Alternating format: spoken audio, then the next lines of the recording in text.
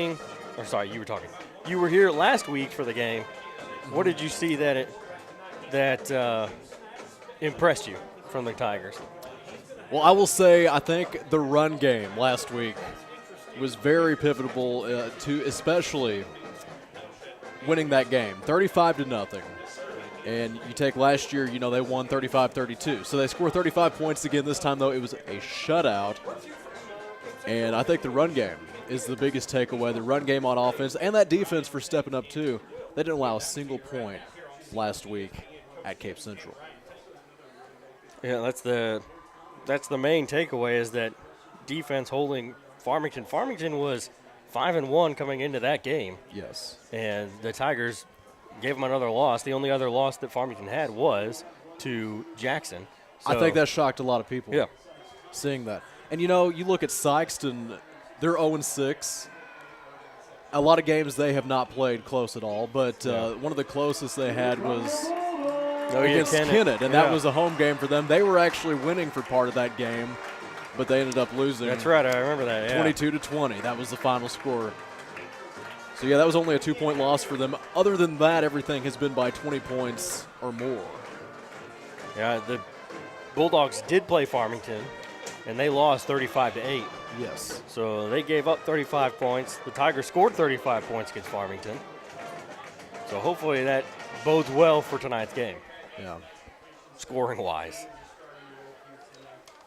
They have all played the same opponents already. So Farmington, Central beat Farmington. Sikeston lost to Farmington. Yeah. Central lost to Hillsboro 35-28. Sikeston lost 63-14. They both lost to Jackson. Cape lost 50-0. Sikeston lost 56-0. So a little bit of a difference there. For sure. And then the Tigers lost to Poplar Bluff in overtime, 42-35. Yeah. And the Sikeston Bulldogs lost 38-0. So those two games, Farmington and Poplar Bluff, well, honestly, all of them, besides the Jackson game, were a lot closer for Cape than for Sikeston. Unfortunately. Yeah. Unfortunately for Sikeston. Yeah. And, of course, our pregame is being brought to you by the Cape Career and Technology Center. Their vision is to provide an environment for students to make career connections and advancements through education and training. The Cape Career and Technology Center. We're about 4 minutes away from the start of the game, the kickoff, so we're going to take a short break, and then when we come back, we'll have a little bit more of the pregame show and then the kickoff between the Bulldogs and the Tigers here at Sikeston. You're listening to Cape Central Tiger Football on Cape Radio 95.7 FM and watching on YouTube at Cape Central Sports.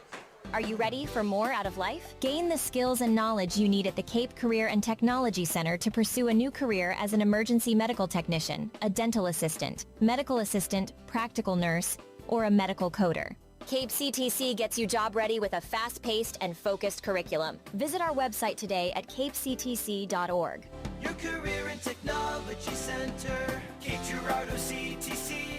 The CTC is a proud supporter of Cape Central High School. Go Tigers! Life is full of unexpected twists and turns. When you need a helping hand, Allstate agent Matt Hester is here for you. He believes in protecting what matters most to you, from your home to your car to your life and everything in between. Allstate's Matt Hester can tailor a personalized insurance plan just for you. Contact Matt Hester today and experience what it's like to have an insurance agent truly care for you. Call 573-334-0996 or go online for quotes. You're in good hands with Allstate's Matt Hester. Call Dutch. Dutch. Call Dutch. Honey, I am so tired of our old, outdated bathroom. It's too expensive, and remodeling the bathroom takes forever. But I heard Dutch Enterprises and Luxury Bath of Southeast Missouri have a way to transform our bathroom faster, easier, and more affordable than most complete bathroom remodels. Dutch does custom work where we can pick out our own design, and I heard it can be done at a fraction of the cost of a complete bathroom remodel. Now you're talking my language. Let's call Dutch Enterprises to schedule a free in-home consultation. Call Dutch. Dutch. Get in the game and show your support for your Central Tigers sports with Garber's Menswear. Their community-driven brand proudly supports these young athletes, fostering teamwork, dedication, and sportsmanship. Garber's has been a community staple in the town plazas since 1960, and they're proud to support our youth as they grow into adult members of the community. Join them in cheering our student athletes on to victory. Together, Garber's and our community can build a brighter future, one game at a time. Go Tigers! Every pass, every tackle, every touchdown. It's Cape Central Tigers football on Cape Radio 95.7. Back here at Sikeston Field, Bulldog Field. I don't know. I don't think they actually have a full name for this. I don't know. We were talking about the basketball up there. They're doing some the field house. The field house. But I don't know. I don't think they actually have a name for this one. But we'll just call it Bulldog, or we'll call it Sikeston Field. Sikeston Field. So the Tigers road team here tonight taking on the Sikeston Bulldogs, the Battle of I-55. There's a trophy that they exchanged back and forth between the teams, and so far it's gone to Cape each time. Each time. Yeah. So Sikeston looking to get it for the first time, but judging by schedules, rankings, or schedules, records, it looks like it may be staying in Cape this year. I would think so. And, you got to give a shout-out to Zaire Thomas last week. 3 touchdowns, and that puts him at 6 on the season, but 3 of them being last week against Farmington. Keyshawn Boyd with 2 touchdowns last week, and he now has 15 on the season. So the question that was asked of me earlier when I got here was, does Central run the ball? And I said yes. And he said, well, then the person I was talking to said, well, then Sikeston's doomed. So I guess they can't really defend on the run. And if you've got 2 running backs like Zaire Thomas and Keyshawn Boyd, then I guess this may get out of hand fast. It'll be interesting to see. Yeah, it will definitely be interesting. Yeah. Because the Tigers are going to get the ball here to start the game. Sikeston will kick it to them. The Tigers are going to go from right to left on your dial, and the Bulldogs will go from left to right. As we get ready for the opening kick.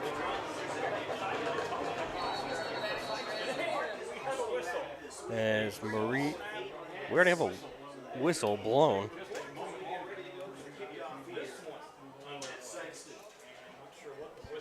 We don't like starting games off like that.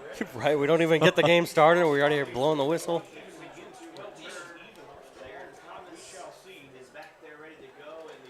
Yeah, I'm not sure what the situation, they're sending somebody for something. I don't know. I mean, it looks like we're not going to get this started. We're waiting on something. Because, they're going to just pull Sikeston off the field. They're going to head over and talk to their coach here on the sideline. Now, I wonder what this could be. Yeah, I wonder what's going on here. Because the ball didn't fall off. I mean, the ball's still sitting on the tee. It's not like it fell off, and that's why they blew the whistle. I don't know if there's something missing somewhere. Are we missing a referee or what?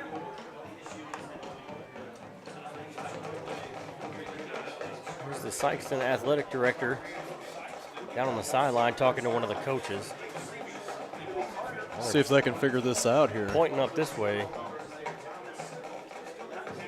I think they're pointing at you, Chandler. You better duck. Oh. Quick, get down. Yeah, I don't know.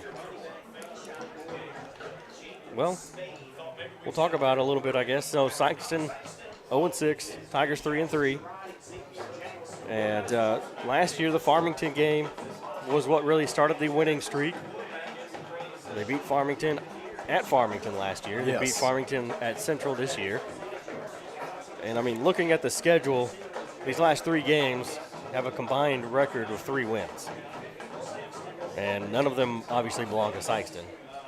And DeSoto's got 1, and Potosi actually won the second game. They won, I think, last week. Yeah. Okay. So they're 2-5 now.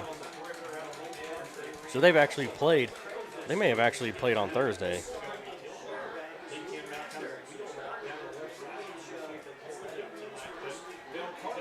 Oh, sorry. No, they're 2-4. I jumped ahead of myself. Okay. Yeah, they're playing St. Charles West tonight. There have been a few games. I think Charleston played last night, Thursday night. Now I wonder why they schedule those on Thursdays and not Fridays. I think it's a referee shortage. They don't have enough referees, so they have to. I do think you told me that at one time. Because I think a couple weeks ago, maybe 3 or 4 weeks ago, maybe a month ago, I don't know. Perryville played a game on a Thursday. Yeah, we had talked about that. Yeah. They may have been their PHS, the Perryville St. Vincent game. That it could have been. Thursday. Yeah, it could have been.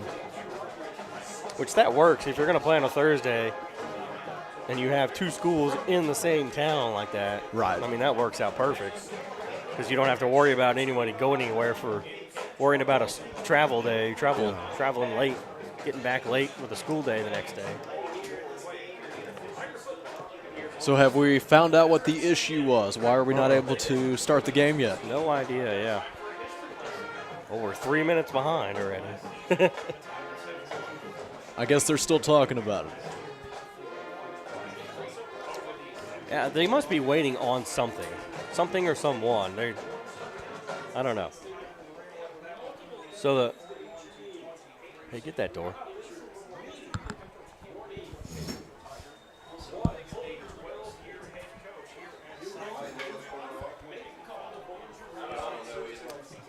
So the Tigers have won 4 straight here against Sikeston. Not here, but have won 4 straight against Sikeston. Yeah. Jackson already scored a touchdown. Yeah, I was going to say, we haven't even started our game yet, but how about that? Jackson already on the board. So the last 10, Central 6-4. And so the last time they lost was 2018, 21-0. Okay. At home. Ooh. And then they've won 33-0, 28-19. Last year, or 2 years ago, 14-12. I remember that. That was a close one. And then last year, won 41-23. So this matchup definitely hasn't been one-sided. You wouldn't say that. Yeah, exactly. Last couple years maybe, but overall, not as much. According to this, what I have here, they're 10. Central is 10-9. Yeah. Last 19 games. So yeah, there have been times when Sikeston has kept it going, has won a few games in a row. Central won a few games in a row. Okay, so there's Andy McGill going out onto the field with a bucket. Is there a hole somewhere? Maybe that's the problem. I'm sure a lot of people are wondering. Well, he's taking that. Oh, he's going towards those referees. Yeah, they're all standing around whatever he's going to go mess with. It has something to do with a hole. Could be a divot there in the field.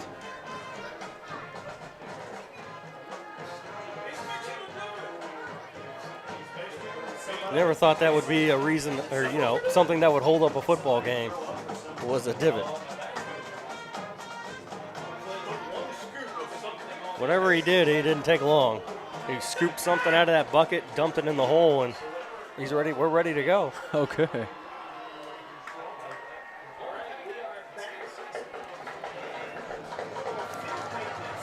All right, so now we're ready to kick it away. It's now 7:06. All right. Good. And the kick's away. It'll get caught. It'll get through and into the end zone for a touchback.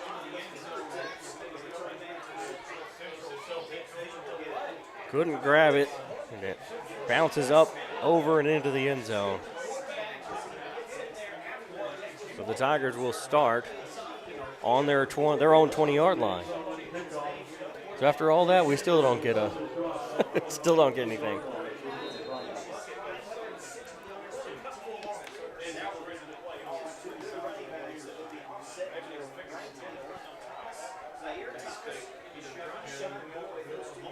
So Jathan Spain in the backfield. He's going to hand it off to Boyd. Boyd's going to run it up the middle. He's got a nice big gap, and he's get to the 40, to the 50 into Bulldog territory. And it's going to take 3 Bulldogs to bring him down at the 40-yard line in Bulldog territory. So a huge run for Keyshawn Boyd. It is a gain of 40. 40 yards. Nice 40-yard run for Keyshawn Boyd. So that'll get things started here for the Tigers. As they're going to line up with Boyd in the backfield. Thomas will get in motion. They're going to pitch it back to Thomas. He's going to run around the outside, now cut his way back towards the middle and get brought down at about the 31-yard line, so a gain of 9 for Zaire Thomas. So not quite that first down there, but how about a 2nd and 1? That's good. That's good. 9 yards, that's good. We'll take it. I mean, Boyd's probably saying, that wasn't no 40, but, well, that's good enough. Boyd in the backfield. We got 3 receivers to the left. Oh, Spain's going to throw. Throws it across the middle. It's knocked down and incomplete.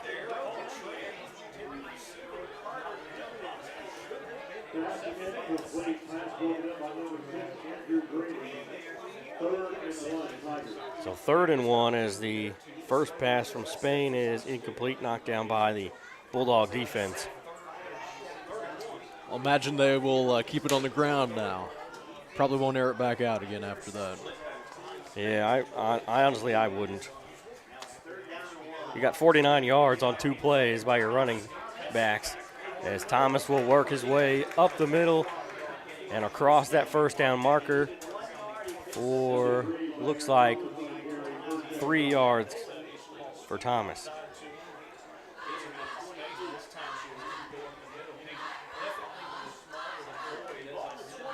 So 1st and 10 from the 28.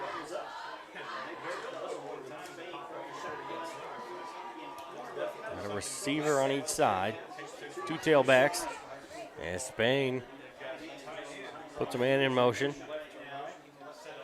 Get the snap, fakes the handoff, rolls to his left, throws downfield to Thomas. It's caught, and he's going to take it down to the 11-yard line. So a good 17-yard play there for the Tigers as Spain hits Thomas.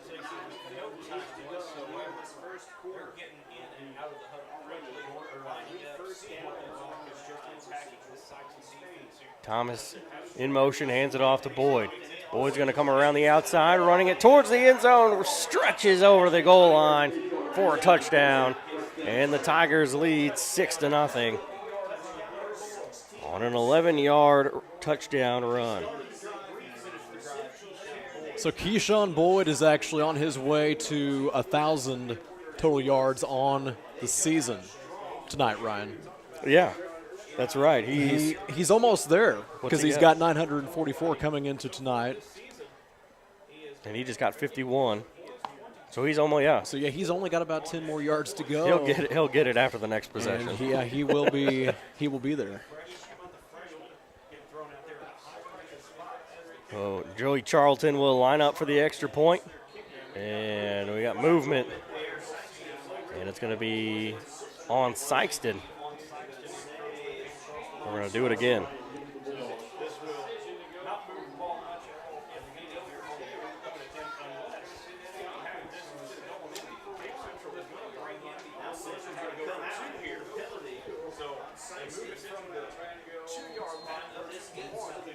So they move the football, and Chandler, we're going to go for 2.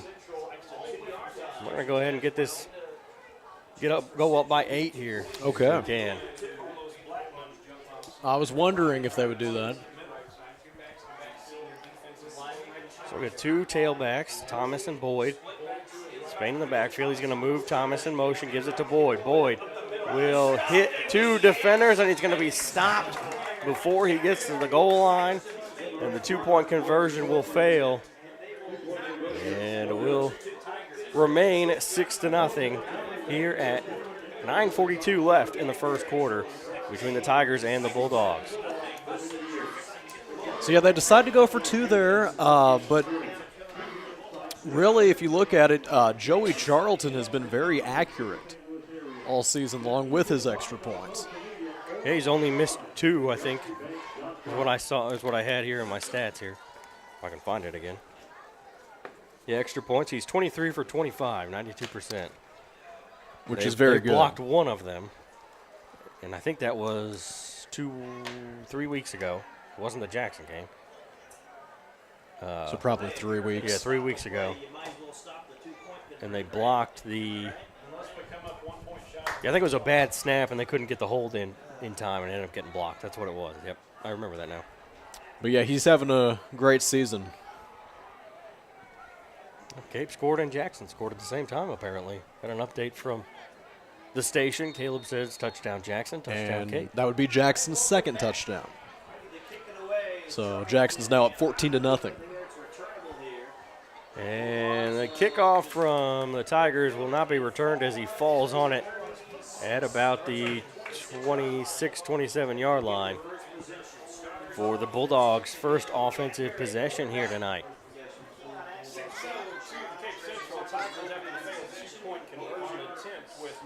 Their quarterback will be Gadberry tonight for Sikeston. They're trying some things out here. And the Tigers are going to jump across the line of scrimmage for an offsides penalty. So that'll give them a good 5 yards.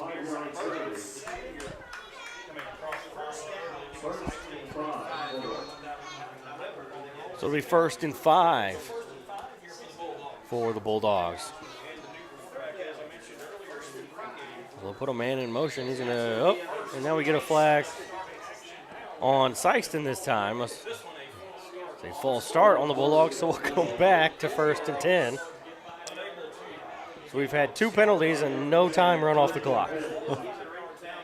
Sounds about right. So we just go right back to where we started, 1st and 10. 9:42 left in the first quarter. As Gadberry will fake the handoff, he's going to look downfield. He throws, and it's incomplete. It's a little too far out in front as Gadberry tried to lead his receiver. And it's an incomplete pass. 2nd and 10. But not a bad look. He actually could have probably caught that one.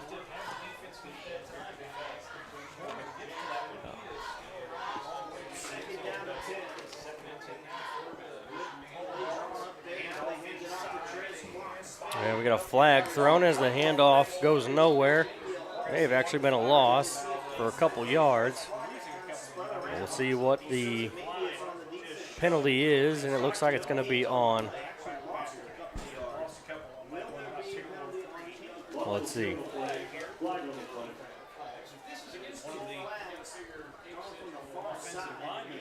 Yeah, it's a face mask on the Tigers, so that'll give the Bulldogs some extra yards after the loss of yards on the play. It's about the 5th flag tonight. So the ball will go to, that's a 15-yard penalty. So the ball will go to the 40-yard line, and the Bulldogs will get a 1st down.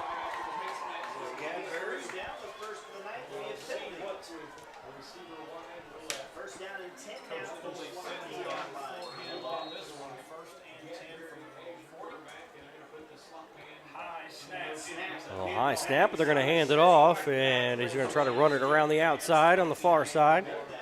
And he looks like he may have gained a yard and make it 2nd and 9.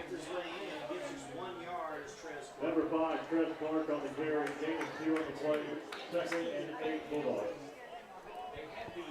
So they say 2nd and 8. Oh, they got 2, okay. They say 2nd and 8, but looking at that marker over there, now we're going to get a penalty on the Tigers. That'll be another offsides on the Tigers. So look at another 5 yards out of it. That'll make it, should be 2nd and 4.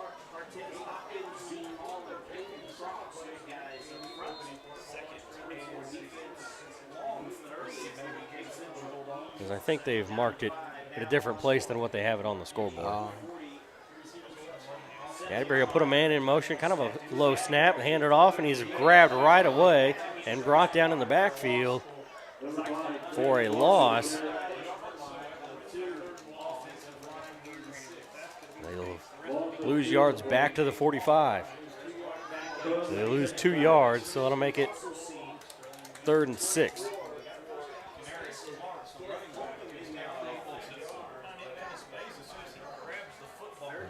The defense for the Tigers just ran right through that offensive line. They're going to fake the handoff. Gadbury's going to try to keep it himself. He's going to be wrapped up and brought down to the backfield for another loss as it goes back to the original line of scrimmage. So it'll be 4th and 10, and the Bulldogs are going to punt this one away.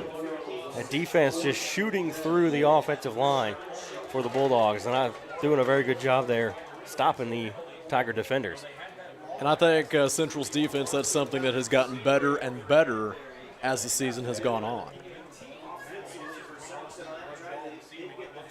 We're going to punt it away. Looks like he's going to punt it away from about the 30. And it'll get back. And it's going to roll into the end zone for a touchback. That was a good punt. He punted that one. He started at the 30, maybe about the 32. So a pretty good 60-plus yard punt there. So the Tigers will take over with 7:28 on their own 20-yard line.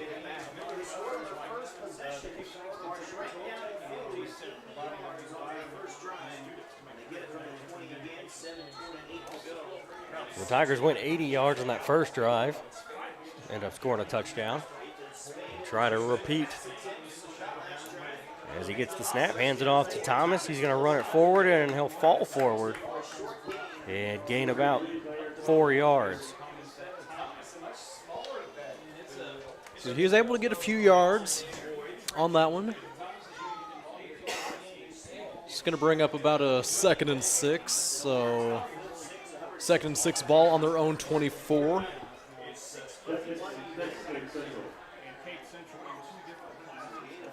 Two tailbacks, 2 receivers to the left as Spain gets set. Take the snap, hands it off to Thomas. He's going to run it up the middle. And I don't think he did gain a couple. He got 2, I think, out of that one. It's about a 3rd and 4. There we go. He did get 2 yards. Look at that. How about that? My eyes aren't as bad as I thought they were. 6 minutes, 20 seconds left here in the first quarter.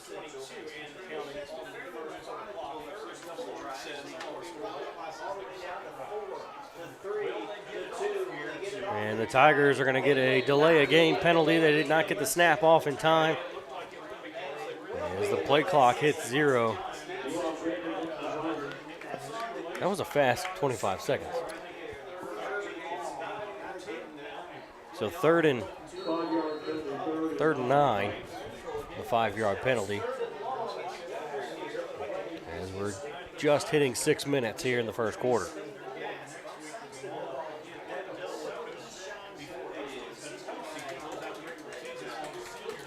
So what are they going to do here now? 3rd and 9. Well, they're going to take a timeout. They're going to talk about it. What are they going to do? They'll take a timeout and they'll talk about it. 3rd and 9, I don't know. Honestly, you might want to give it to Boyd. I think you want to give it to Boyd, too, because you've given it to Thomas now twice on this drive. Yeah. And he's gained a few yards, but let's see. Maybe Boyd can come up with another big run. And in this case, it'd be over 1,000 yards for him on the season if he's able to. Yeah, he's had 2 runs, and he's ran for 51 yards and a touchdown, 2 carries. So that's all he needs is about 9 yards? Yeah. So he averaging out a pretty decent amount of yards per carry. So maybe let him have it and see where he can get to. And 15 touchdowns on the season for Keyshawn Boyd.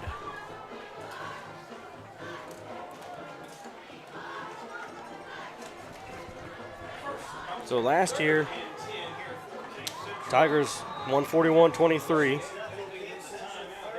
263 yards on the ground.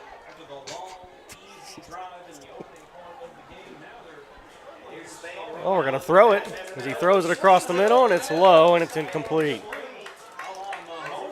Kind of a sidearm throw there by Spain as it hits the turf. It'll be 4th down, and the Tigers are going to have to punt this one away.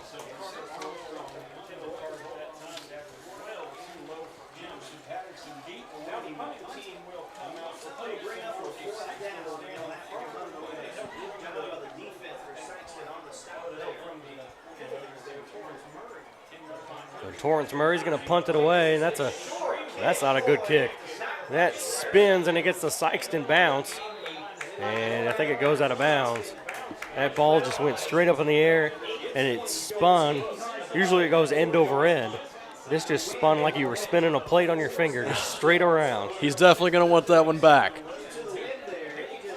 So, yeah, definitely not a good punt, and the Bulldogs will take over at the 26-yard line.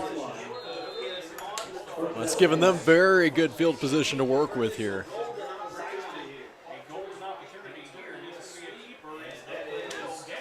They'll run it up the middle. Gadbury keeps it himself. And he gains a good chunk of yards there to the 23-yard line. So a 3-yard gain, 2nd and 7.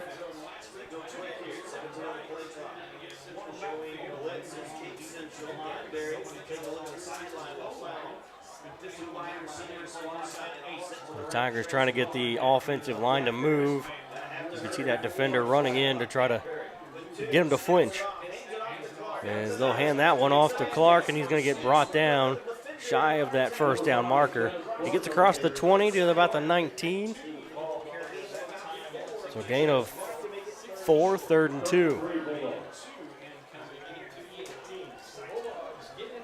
They get it to the 18, not the 19. And that is the junior running back, Trez Clark.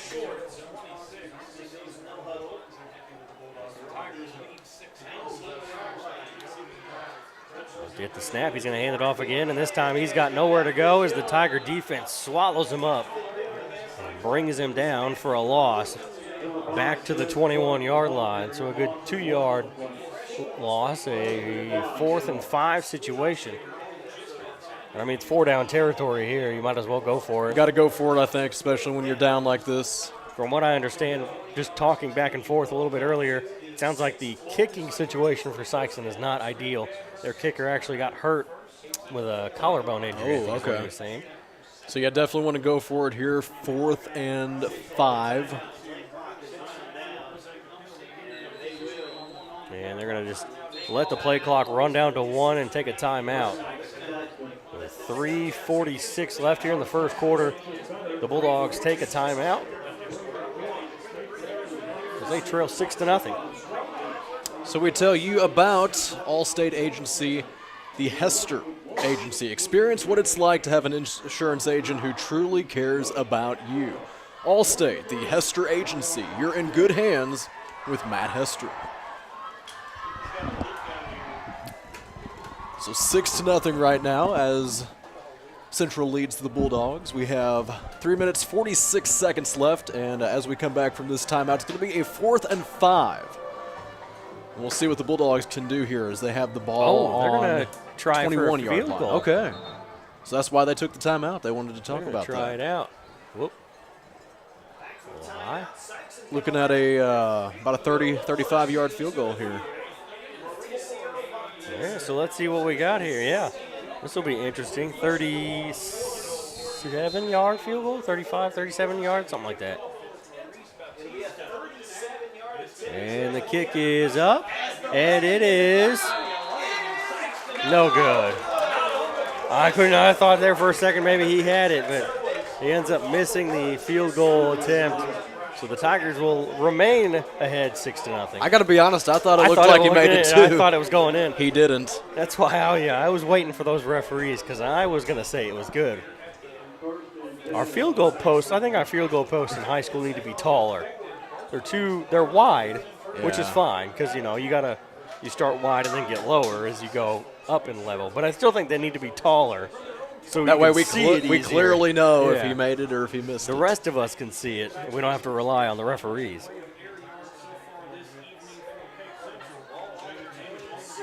Spain will get the snap, and he's going to hand it off to Boyd. Looks like he'll break one tackle, but then he'll be brought down as he is brought down.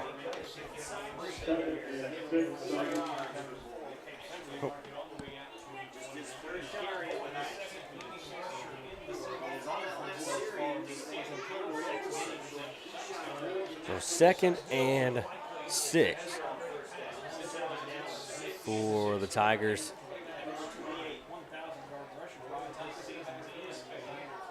There's the snap. Fake handoff to Boyd. Spain's going to roll out, throw downfield, and it's almost intercepted. Almost intercepted. He caught it in his hands, and then he dropped it as he came down. And he wasn't even hit. He just caught it and couldn't hold on to it as he came down and landed on his feet.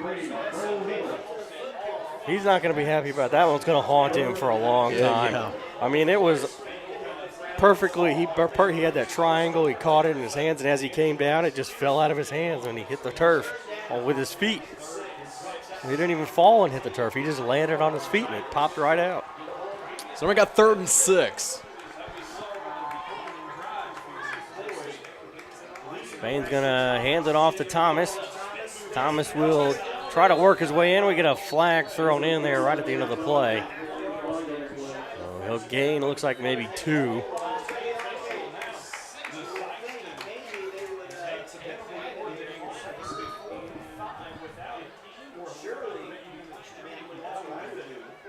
And it's a penalty against the Tigers.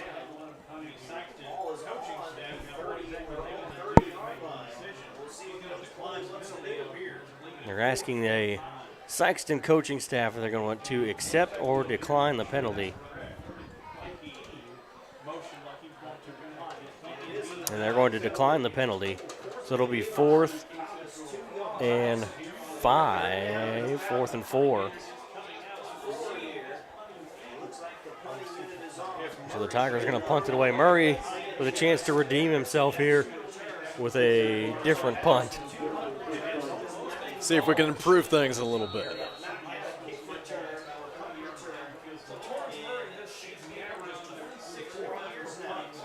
And a low snap, but right to Murray. Well, we blow the whistle.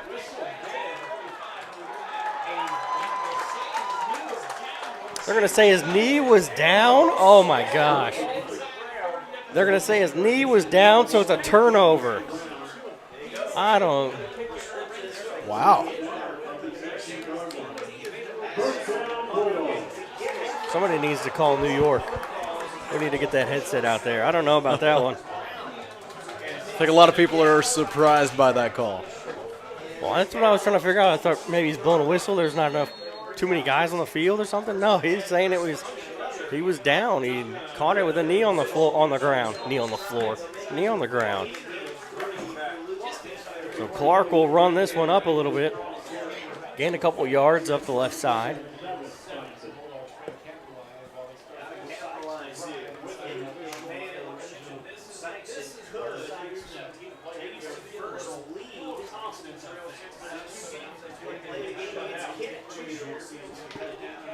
So 2nd and 7. They're going to hand it off, running around the outside on the left side. And he's going to be shy of the first down. Looks like they mark him down at the 10.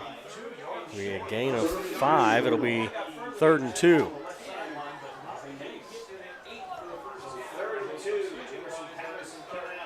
Sikeston comes out here with very good field position.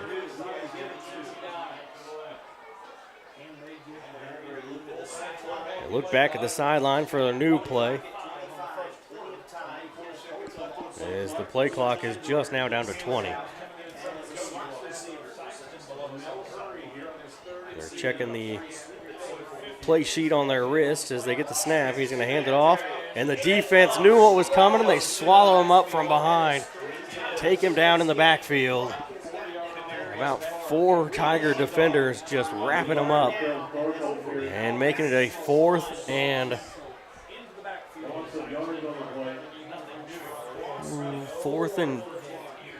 6. 4th and 6. We're going to go for it this time, Chandler. They're not going to try for that field goal. Going to get the snap. He's going to hand it off. He's going to try to go around the outside. He's going to be brought down, and it's going to be a turnover on downs as he's tackled for another loss back behind the 15-yard line.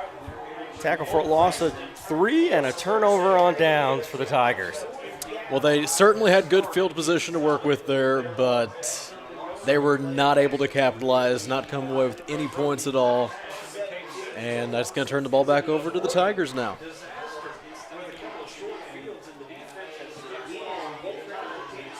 So the Tiger defense stepping up. And I'm kind of surprised that they didn't try for that field goal one more time. Just it's early in the game. And we couldn't tell how bad or I should say how close, I guess, he kicked that field goal. Seemed like it was close. They give it to Boyd, and he's going to get up to the 20. So he'll gain maybe 3 yards. So it'll be 1st and 7. Sorry, 2nd and 7. I don't know why I said first. 2nd and 7. The Bulldog defense playing a little bit tougher, I think, than what everyone expected. Not just Central, but even some of these Bulldog fans. It's a good point here. Impressed about their defense as the clock was just we're going to run it out here to end the first quarter. As the Tigers lead 6-0 after the first quarter. As the Tigers and the Bulldogs will switch sides here coming into the second quarter, and they battle it out for the I-55 trophy. The Tigers up 6-0. We'll be back after this. You're watching Cape Central Football on YouTube at Cape Central Sports and listening on Cape Radio 95.7 FM. Call Dutch. Dutch. Call Dutch. Honey, I am so tired of our old, outdated bathroom. It's too expensive, and remodeling the bathroom takes forever. But I heard Dutch Enterprises and Luxury Bath of Southeast Missouri have a way to transform our bathroom faster, easier, and more affordable than most complete bathroom remodels. Dutch does custom work where we can pick out our own design, and I heard it can be done at a fraction of the cost of a complete bathroom remodel. Now you're talking my language. Let's call Dutch Enterprises to schedule a free in-home consultation. Call Dutch. Life is full of unexpected twists and turns. When you need a helping hand, Allstate agent Matt Hester is here for you. He believes in protecting what matters most to you, from your home to your car to your life and everything in between. Allstate's Matt Hester can tailor a personalized insurance plan just for you. Contact Matt Hester today and experience what it's like to have an insurance agent truly care for you. Call 573-334-0996 or go online for quotes. You're in good hands with Allstate's Matt Hester. Let's head back to the booth. It's Cape Central Tigers football at Cape Radio 95.7. So a handoff to Boyd, and he's going to take it all the way to the house. He's going to outrun that defender. No way he's catching him. One play to start the second quarter all the way to the end zone for a touchdown as the Tigers add to that lead. And it's now 12-0. And the Tigers are just going to go ahead and kick that extra point. They gave it to Boyd, and Boyd takes it all the way to the house for a big, that's definitely putting him over 1,000 yards on the season, Chandler. It is, and what a big way to start this second quarter. Charlton will set up, and the kick is up, and it's good. So the Tigers making it 13-0 here in the second quarter. Starting off strong, starting off with a bang. And a big touchdown run there from Keyshawn Boyd. I'm glad I took off some of that stuff so we could get back just in time, and the video was able to at least catch him scoring that touchdown. As he found himself a hole in there somewhere and broke right on through and outran at least 3 Bulldog defenders to the end zone. So Keyshawn Boyd How many yards was that? North to south. That's what I was going to ask you. And it will be, I was thinking, So, yeah, Central's going to line back up here to kick this ball off. Back to Sikeston. Now up 13-0.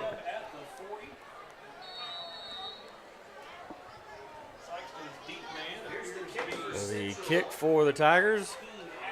Going to get caught at about the 25. Will get out to the 30, and then it'll be brought down on the near sideline by the Tigers. And the Bulldogs will take over on their own 34-yard line as they trail 13-0 here to the Tigers. So big run.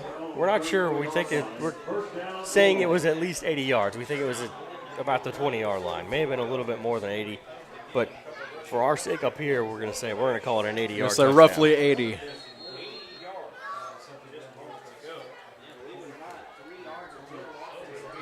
Quick pass over to the near sideline is caught, and he's going to be brought down after a short gain.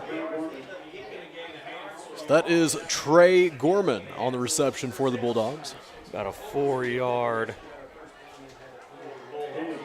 gain there on the pass. And how about this, a little score update for you. Jackson leading Confluence Prep 35-0.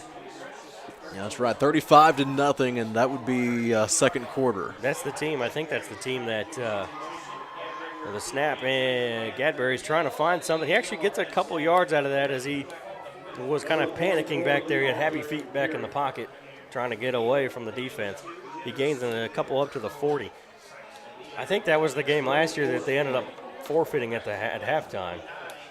Because they were up by, Jackson was up by so much over Confluence Prep. That's crazy. I think that's the game that they ended up forfeiting at half. Now I wonder what their record is. I don't know. I'm going to look this up here. I don't think it's very good. They're not having a great year. Oh, we're going to have a Statue of Liberty, and that's going to be incomplete. Trying to pull the play out of the Tigers playbook as they gave it off, and he tried to fake the run and pass downfield, but it was just a little too far out in front of his receiver, and it's incomplete. And that brings up third down. It's 3rd and 4. So yeah, Confluence Prep is 2-4. Oh, that's actually better than I thought. On the season. Sorry, it's 4th and 4. That's better than I thought. I didn't think they had any wins. Well, they have 2. They have, I think they also have a very tough schedule, though. They probably They're do. a St. Louis area school. Yeah. They play, I think, a lot of the big schools. I'm sure. That are kind of football. Oh, we're going to fake the punt, and he's actually not going to get anywhere. He's going to maybe lose a yard. He did not lose a yard, so the Tigers will take over on their own 40-yard line. I don't know if that was a good idea.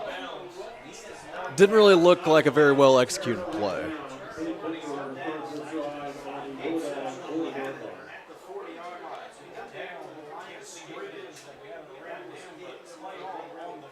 Is Gadbury laying? Yeah, he's down on the field there and on the sideline. Well, he did take a pretty hard hit. Yeah.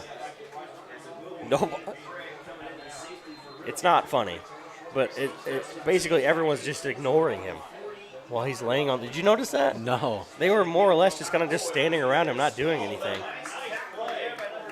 Nice play there by Thomas. He almost got brought down, but he stays on his feet and fights for more yards and gets brought down at the 44-yard line.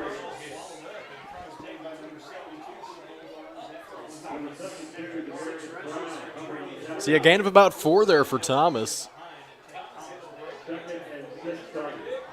And they're starting out great field position here.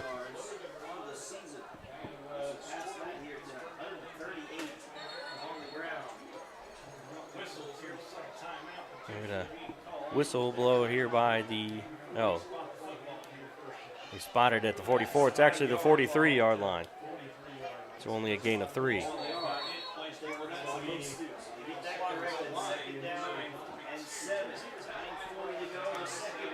Spain hands it off.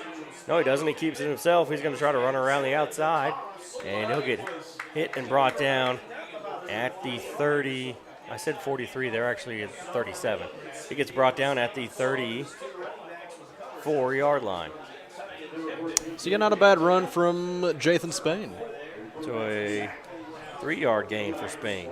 And, Ryan, we saw him run the ball a little bit more last week. I think he might be getting a little more comfortable doing that, keeping it himself, running the ball. Because he didn't do that as much in the first few games when he came in. Right, yeah. But he's been doing it a little bit more now. We're going to hand that one off to Thomas. He stops, comes around the outside on the near sideline. He's got nobody to beat into the end zone for another touchdown by the Tigers. And it's now 19-0, Cape Central. A nice, 34-yard touchdown run by Zaire Thomas. He really had nobody in front of him. He could have easily, his half speed probably could have outran that defense. That's just how fast he is. And now the Bulldogs, I mean, if you're going to go offside, you might as well commit. Because he kept coming.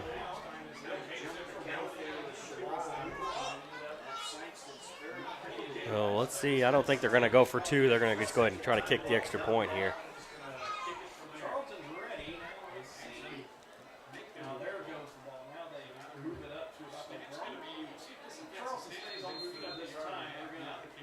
There we go. Yeah, I was going to say, are you going to try to kick it from the original place? He's not going to move up a little?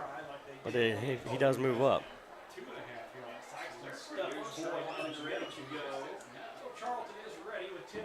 And he does it again. Somebody jumps again. He jumped again.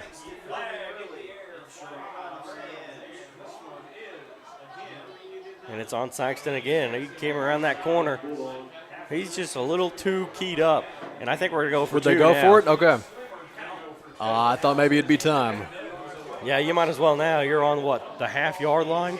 Get those 2 points back, make it a full 3-touchdown lead. Honestly, all you got to do is, I say you just line up under center with Boyd and have him take the snap and run it up. You know what I mean? Can't go wrong with that. Get him right under center, hand him the ball, and have him push himself forward. So they'll line up here for 2. But we are going to line up with Spain and then Boyd and Thomas in the backfield. And they're going to give it to Thomas, and he's going to hop around the outside and get into the end zone for that 2-point conversion and make it 21-0 here in the second quarter. So the Tigers up by 3 scores now, 21-0 with 8:51 to go. It should, still 8:51, okay. Because I wrote that down at the end of the drive. As I say, I don't think the clock ran. It didn't. 8:51 left here in the second quarter. And we tell you about Stone Mountain Flooring, proud supporters of the Cape Central Tigers. You can visit them on Seamers Drive in Cape for a premier selection of tile, carpet, hardwood, and LVT. Go Tigers! So we come back out here. Central is going to be kicking back off to Sikeston. Have not had any luck so far, this Sikeston offense, but we'll see what they can do here. Now they're currently down by 3 touchdowns, 21-0. Central leads Sikeston. Well, Charlton will line up here to kick it away from the 40. And he kicks it away. It's a short kick, caught it about the 20. He's going to bring it out to the 30, coming near the near sideline. And he'll get knocked out of bounds. The ball stripped, but it ends up out of bounds anyway. He was I think he stepped on that sideline before the ball was stripped. So the Bulldogs will take over on their own 40-yard line. So he's able to put together a pretty nice return.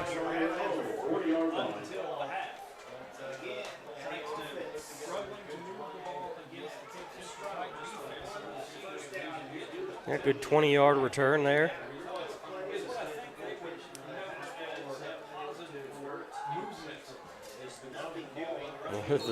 The head referee was ready to go, but nobody else was. They were telling, wait a second, we got to get the other ball off the field first.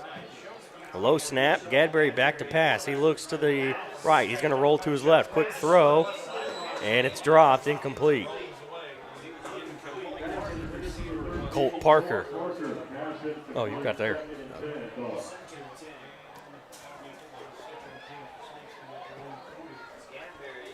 Oh, Colt Parker, his intended receiver, not able to make the catch.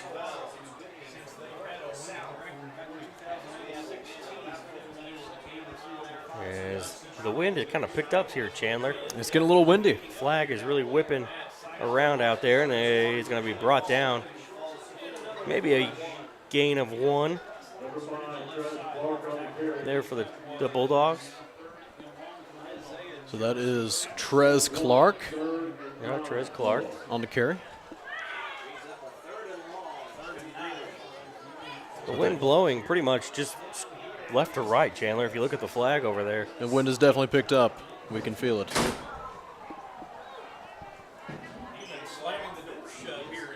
Sikeston High School, the wind picking up. Joe Bob Cameron's a little upset, so he slams the door. Even though the wind is the one that really picked it up. That pass is incomplete, and that'll bring up fourth down, sorry. It'll be 4th and 9.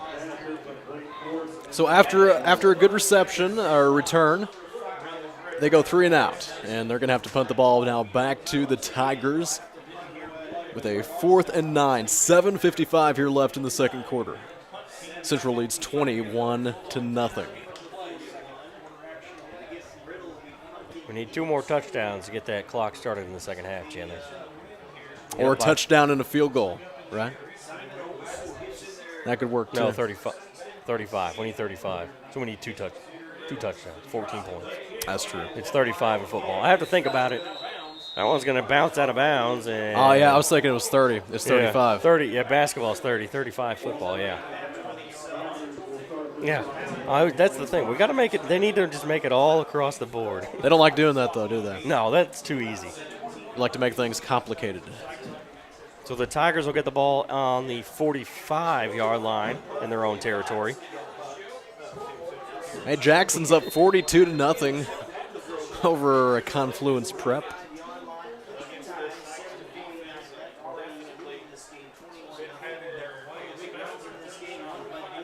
The Tiger running game is pretty much the offense. Spain will keep it himself. Thought about pitching it, but he's going to keep it. And he'll get across the first down marker. And he's going to be brought down at about the 42-yard line. So a nice 13-yard gain. So we see Spain keep the ball, and he's able to make it work once again. Just as he did last week. We saw him do that a little bit last week, and he's able to do it 2 different times now already this evening. So gain of 13. That's going to put them now on their opponent's 42-yard line. Spain with a delayed handoff. He's going to pitch it to Boyd. Boyd will try to run around the outside on the near sideline. He's going to be pushed out of bounds at the 39, so a gain of 3 for Boyd.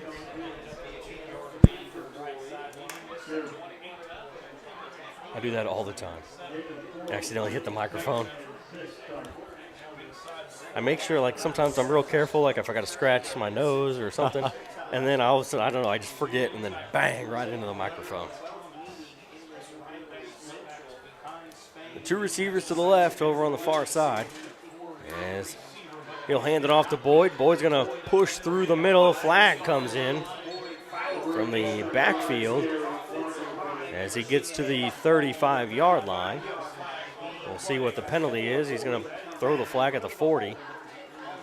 I'm wondering if it's going to be a hold on the Tigers. They're talking about it. Well, I wonder if that other referee, it looks like he may have thrown his flag too, so I wonder if there were 2 penalties or if they're just calling the same penalty. So a hold on the Tigers and a face mask. Okay, so it was 2 different penalties. They're going to offset, and it's going to be 3rd down. How about that? Nope, it's going to be 2nd down. We're just going to redo it. Replay the down.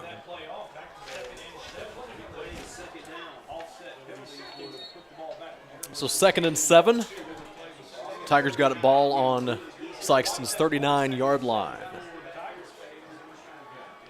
Spain with the fake to Boyd. He's going to roll, looking, and a little quick throw is caught by Thomas, and he's going to fall forward. Or I should say They backwards. saying incomplete on that? Yeah, they did say, I don't know.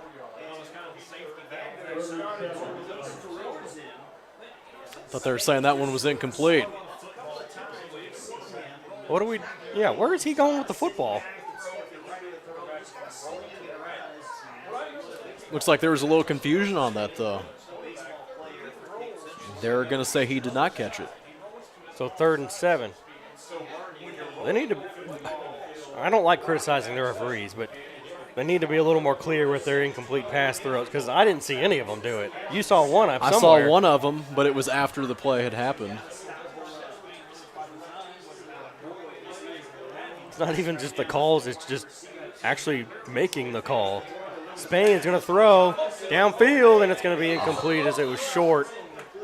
And that'll bring up 4th down. Had a good look there from Thomas.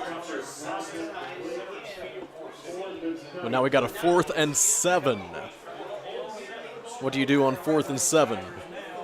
Probably give it to either Keyshawn Boyd or Zaire Thomas. Yeah. Honestly, I mean, it's not like one of those two. I hate to say it. It's not like the Sikeston offense has been just tearing it up. So you might as well just try to go for it. And we get a timeout by the referee.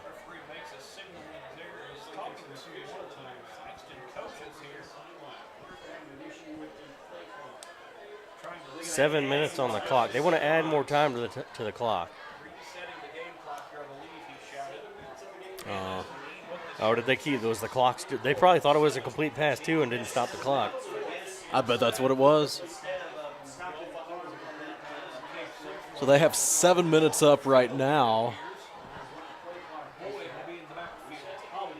And I guess that's where they'll put it at. 7 minutes left here in the second. I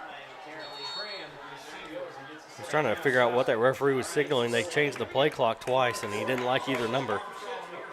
They're going to hand it off to Boyd. It's a reverse. Back to Thomas. He's going to run around the near sideline. Works his way back towards the middle, back to the sideline again. Down the sideline, into the end zone for a touchdown. What a play by the Tigers. A big-time touchdown on a reverse. As they gave it to Boyd, Boyd tried to run it to the to the far sideline. Then he handed it off to Thomas. He came back around and then took it up the near sideline into the end zone for a touchdown. What a play, what a run by Zaire Thomas. That's his second touchdown.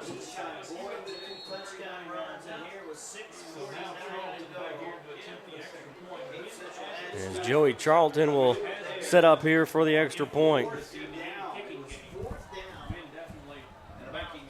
And the kick is up. It's no good. So a rare miss from Charlton. Yeah, that's another one that I thought it looked like it went through, but apparently not. So it'll stay 27-0 with 6:49 to go here in the second quarter. As the Tigers getting it all done on the ground. 4 touchdowns on the ground, 2 for Boyd, 2 for Thomas. It's all about that run game. And the Tigers, so that's 17 for Boyd on the ground and 8 for Thomas. How about rushing that? touchdowns. Wow. So you got 27-0 now. Tigers lead the Bulldogs.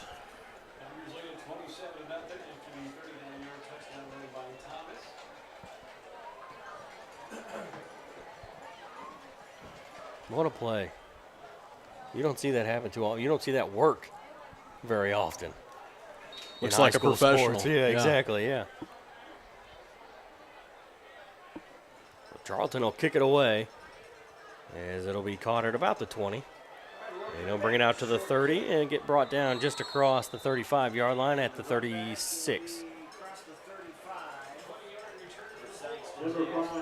So, decent return there for the Bulldogs. As The Bulldogs take over, 6:43 left here in the second quarter. They trail 27-0 to the Tigers, and the Tigers 4 touchdowns on the ground. 4 rushing touchdowns, 2 for Boyd, 2 for Thomas. Really haven't needed anything through the air. Yeah.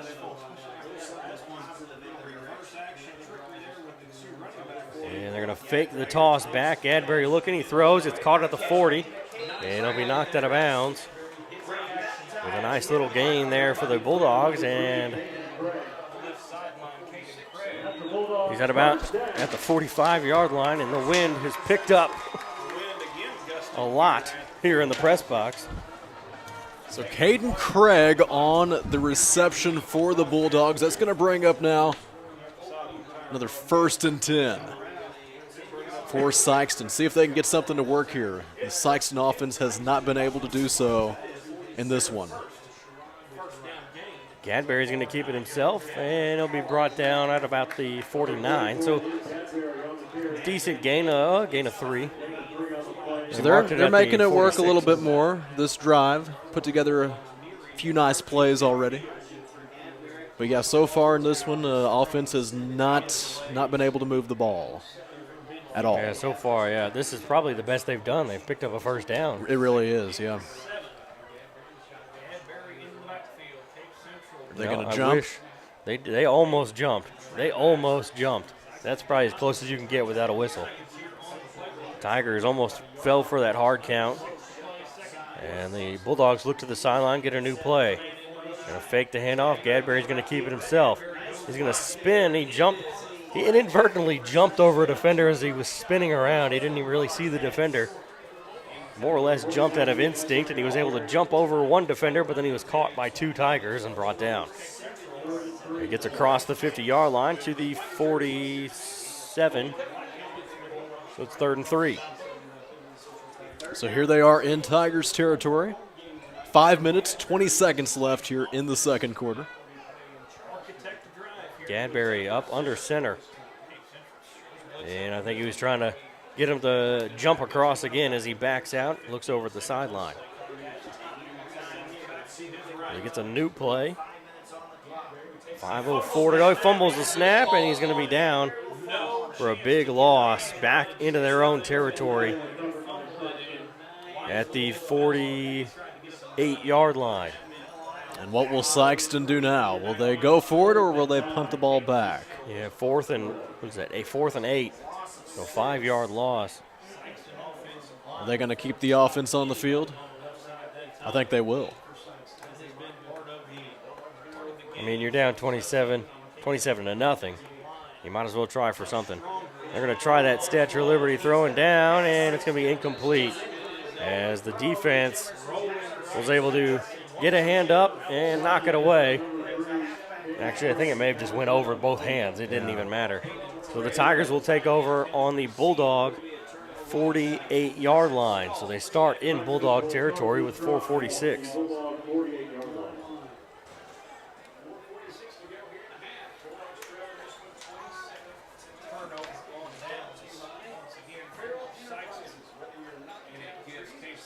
So 4:46, 27-0.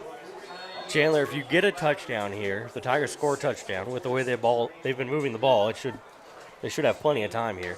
Do you go for 2 to try to get 35 before halftime? I think you do. And as Thomas runs that one up the middle, and he gets a nice gain. He gets across the 45 down to the 42-yard line. Yeah, I think you do. Or you just wait to that third quarter and you kind of expect your team to score more points. That's what I imagine that they will do, but I kind of like the idea of going for 2. And might be an unpopular opinion. Try to get it going, get the clock started. That's early. what I think. You're going to hand that one off to Boyd. He's going to run it up the middle. He'll get across the 40 to the 39. As he gains, he gained 2 there. Yeah.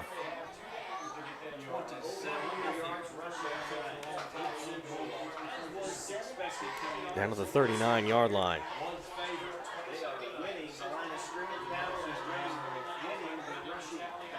Two receivers out to the left side, but what are the chances there get involved in the play?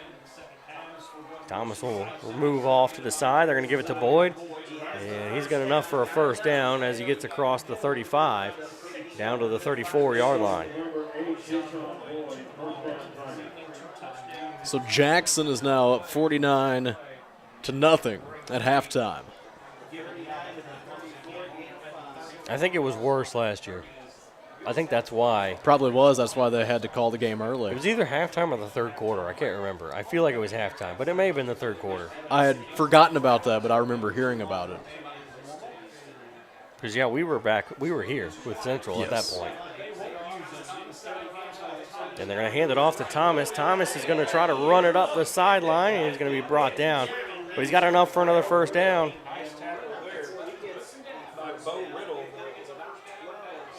Gain of about 12 there for Thomas. Yeah, Ryan, we had started last year. We were at Jackson. Did a few games, then some things happened, and we split at one point, didn't we? Yep, I was going to Cape for a few games, doing some games there, and you were still at Jackson for a while, and then eventually we ended up calling Didn't we flip? Cape. We flipped back at one point, right? We Didn't did. you go back to Jackson? And I ended maybe up doing for like Central, one game. And then you were, then we were together, I think. And then we did Cape from there on out. So hand off to Thomas. He's going to hop around back up towards the middle and get brought down at the 20, at the 17, 16-yard line. There is a flag on the play, though. In the backfield back around the 25-yard line. Yeah, it's a hole on the Tigers, so that'll push the Tigers back.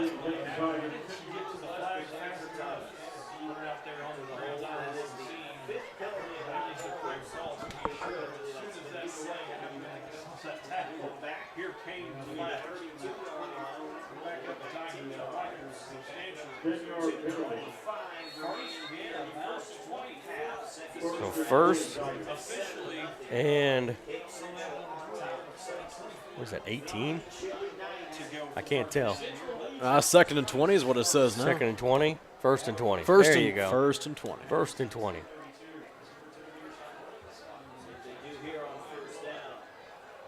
Thomas in motion. And they're going to hand it off to Thomas. He's going to run around the outside, get his way back to the line of scrimmage and across it. Down to the 21-yard line. A nice 11-yard gain for Zaire Thomas as he was just carving up that Bulldog defense. How about that spin move? Yeah, exactly. Spin move from Zaire Thomas. He's out here hitting triangle. Yeah, triangle. Square dives, triangle spins. No, triangle catches. He's out here hitting circle. Circle is the spin move. I haven't played in a very long time. I mean, that's what I'm trying to figure. I can't remember. Yeah, it's been a while. They may have changed the yeah, they probably have. Gonna hand it off to Boyd. He's going to break through a tackle, and he's going to just avoid one guy, another guy, and work his way into the end zone for another touchdown. And the Tigers are up 33-0 with a minute 27 left here in the first half. So here we go. I predicted that they would maybe go for two, yeah. And looks like they will. How about that? Because here comes Spain and Thomas back onto the field. I thought maybe that'd be an unpopular opinion. They'd go for two, but it looks like that's what they will do here. Put them up by 35 if they're able to do it. Spain gets the snap. He's going to give it to Thomas. Thomas is going to run it up the middle, and I think he's going to be stopped. He did not get in. He comes up short. So we'll go, well, we still have a minute and a half, but it's 33-0. More than likely we'll go to the halftime locker room at 33-0. A minute 27 to go. And the Tigers 2 points away from getting that clock running in the second half. There we go. We're pulling for a safety now.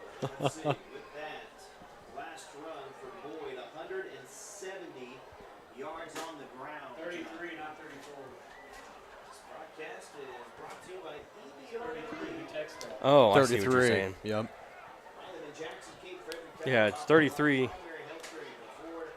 33 nothing. Tigers. So we got 1 minute, 27 seconds left here in the second quarter. Oh, they line up to kick this one back to Sikeston. Well, I thought that referee was going for that napkin or whatever that was rolling across the field, but he said forget it. So 33 nothing. And it's all going for onside kick. I think the Tigers got it. The way they react, they may have picked up the onside kick. They did. They go for the onside kick to try to get some more points here before halftime, and they recover the onside kick. Nobody was expecting that. I know that the Bulldogs definitely were not expecting it, and it almost just shocked them. Did you know they didn't even really move for it either? Nobody would have expected that. So we have a minute 26.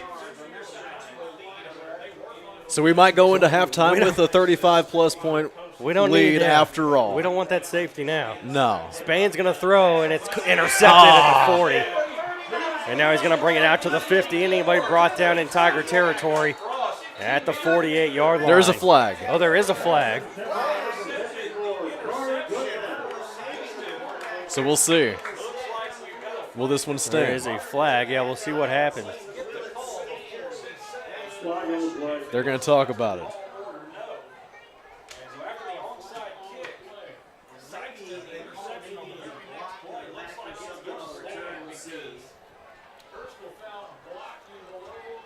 Well, a chop block on the Bulldogs, so the interception counts, but the penalty happened after the interception, so it's going to push them back. Well, chop block. Okay. That's how you blow out somebody's knees. You used to see those all the time back in the 90s. That was when the guys wore like those giant horseshoe collars or for pads around their neck, and the fullback was always just a huge guy that you gave him the ball, and he was literally just supposed to just try to plow through people. Those were the good old days. So I guess it's just not meant to be that Central scores again before halftime. That's just not going to happen. So Gadberry will hand it off. He's going to avoid a couple tacklers as he gets up across the 40. He'll be brought down at the 42-yard line.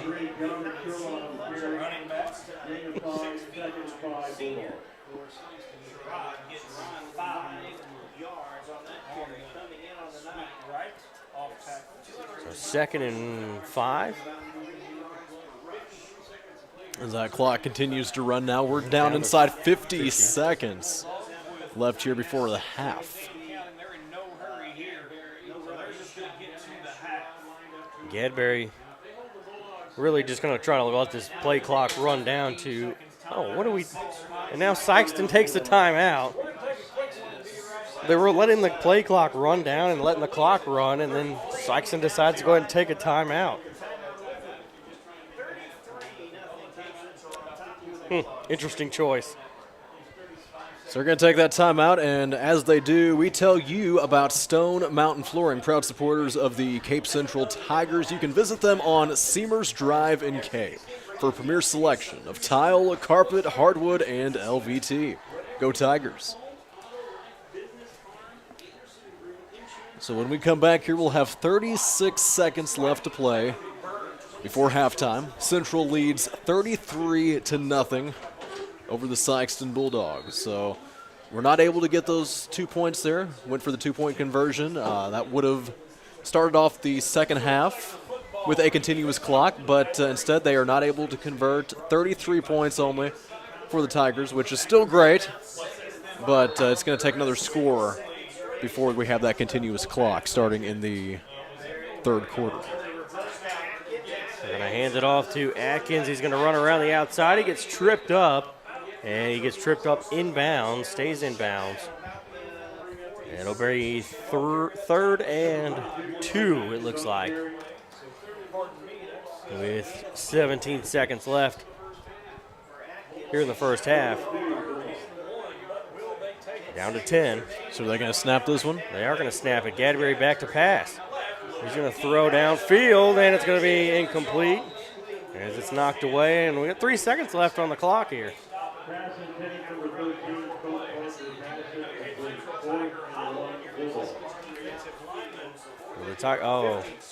And we've got a Tiger down on the field. He was trying to hop off the field there on one leg, and he did the right thing and fell. As they're going to come out and check on him here on the field. As that is Lamarion Patton. Yeah. And it's something to do with his his right foot, ankle, leg maybe. And he really can't put much weight on that at all. We're going to help him off.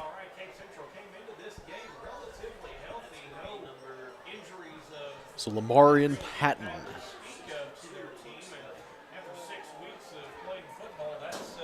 So 3 seconds, yeah. Patton, hopefully it's just it's nothing serious, nothing major. Yeah. And it'll be he's probably done for the night at least. I would think. Hopefully he'll be back next week. So 3 seconds, and Gadbury's going to step back to pass. He's going to throw across the middle. It's caught, and then he's going to get swallowed up and brought down by 2 Tiger defenders to end the first half. As the Tigers will go into the halftime locker room up 33-0 here over the Bulldogs. We'll be back after this. You're listening to Cape Central Tiger football on Cape Radio 95.7 FM and watching on YouTube at Cape Central Sports. The ones you love deserve you at your best. That's why St. Francis has built a healthcare system designed to empower you to live an exceptional life. As your healthcare provider, we're here to meet your unique needs. Because when people come first, life is beautiful, adventurous, joyful.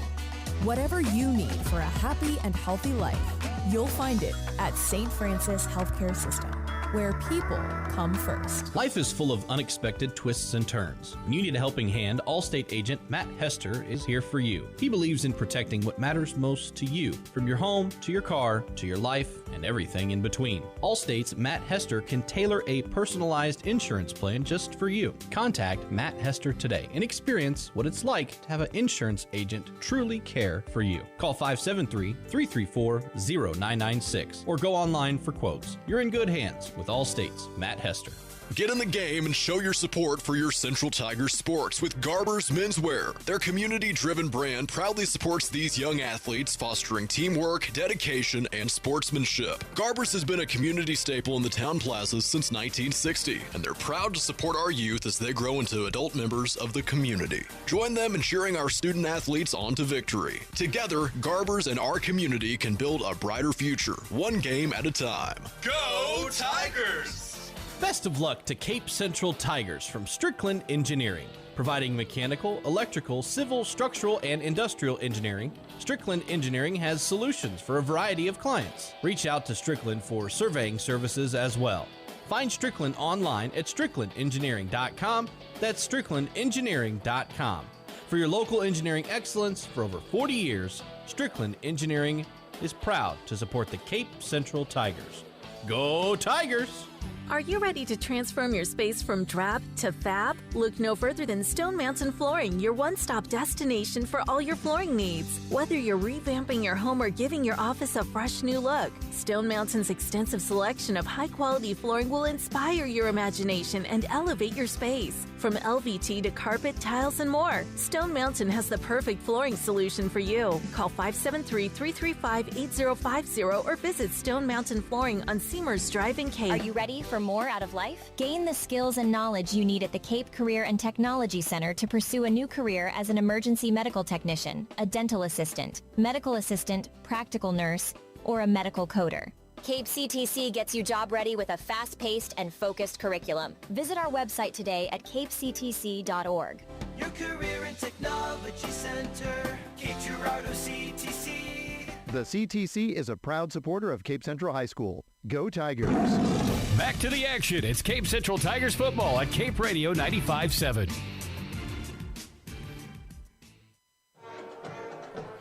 back here at Sikeston High School as the Tigers lead 33-0 here at the half over the Bulldogs. And Chandler, I almost said Caleb because we were talking to Caleb earlier. Chandler, the Tigers really just doing it all on the ground. There's really hasn't been a whole lot of need for an air game. Yes. And the few times that the Tigers have thrown the ball, we've had one completion for 17 yards, but then we had the interception there, trying to get points before halftime after the onside kick, which nobody saw coming. Yeah, I think a key takeaway really going forward, you got to run the ball. And, looking forward to next week and the week after, the run game is essential to Cape Central's offense. It's not the passing game, it's the running game. Jathan Spain, we've seen him carry the ball now a few different times, looked really good. He's kind of improving upon that even as we go along further into the season, because we didn't see him doing that as much first couple games. Now he's getting a little bit more confident. He's able to do that, keep the ball himself. Yeah, I mean, that's one thing, too. Spain kind of thrown into the mix in the middle of the first week. Yes. After Pittman injured and ended up having surgery a couple weeks ago. I think it was before the Jackson game. This is when he ended up having his surgery. So, yeah, Spain kind of thrown into it. And as a sophomore, you got to learn on the job. Yes. And it's the thing is, I know a lot of times people are like, oh, as a freshman, I'm going to start, be the quarterback, blah, blah, blah. Sometimes they don't realize how much pressure it is, number one, on a young kid. Yeah. Coming into a game, number one, coming into in the middle of a game. But then you play places like Jackson where they have a whole lot of people, and they, you're surrounded by the opposing fans, and it builds on you. And that's why most of the time you don't see too many underclassmen as a starter at quarterback.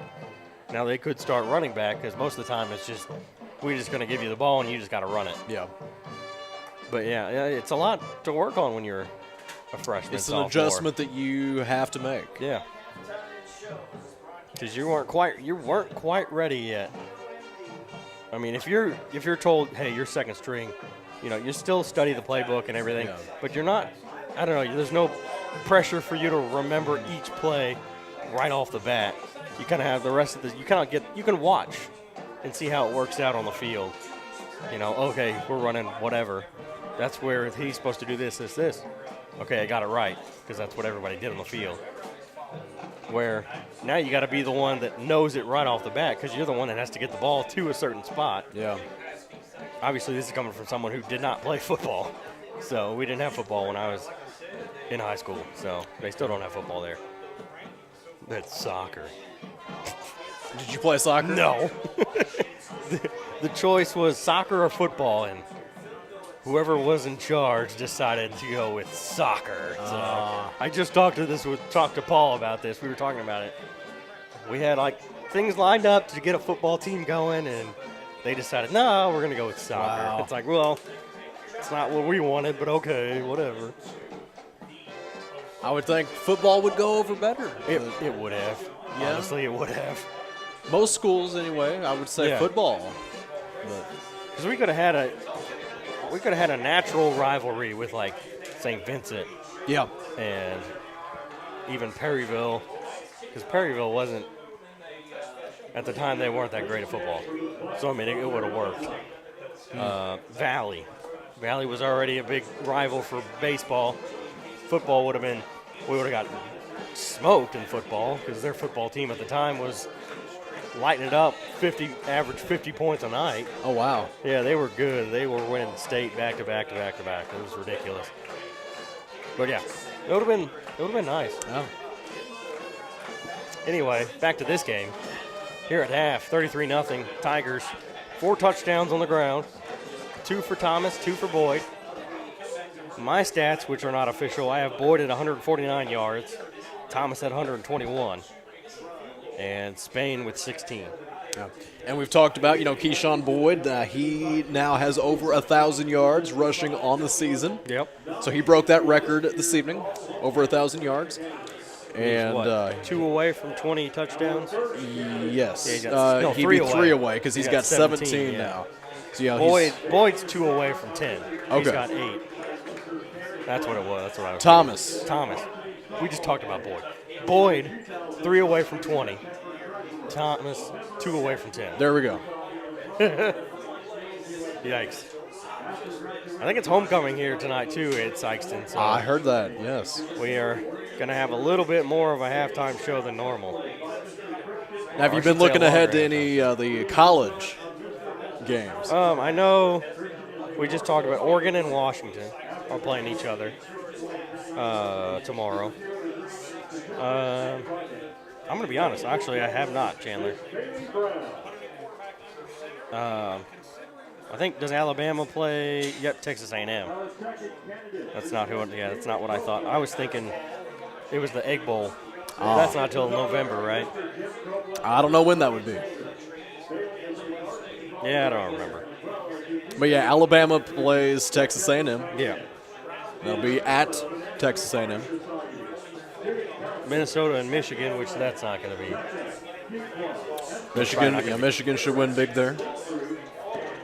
How about Mizzou versus LSU? That's a big game tomorrow. Number 21 ranked Mizzou. Yeah. Taking on number 23 ranked LSU.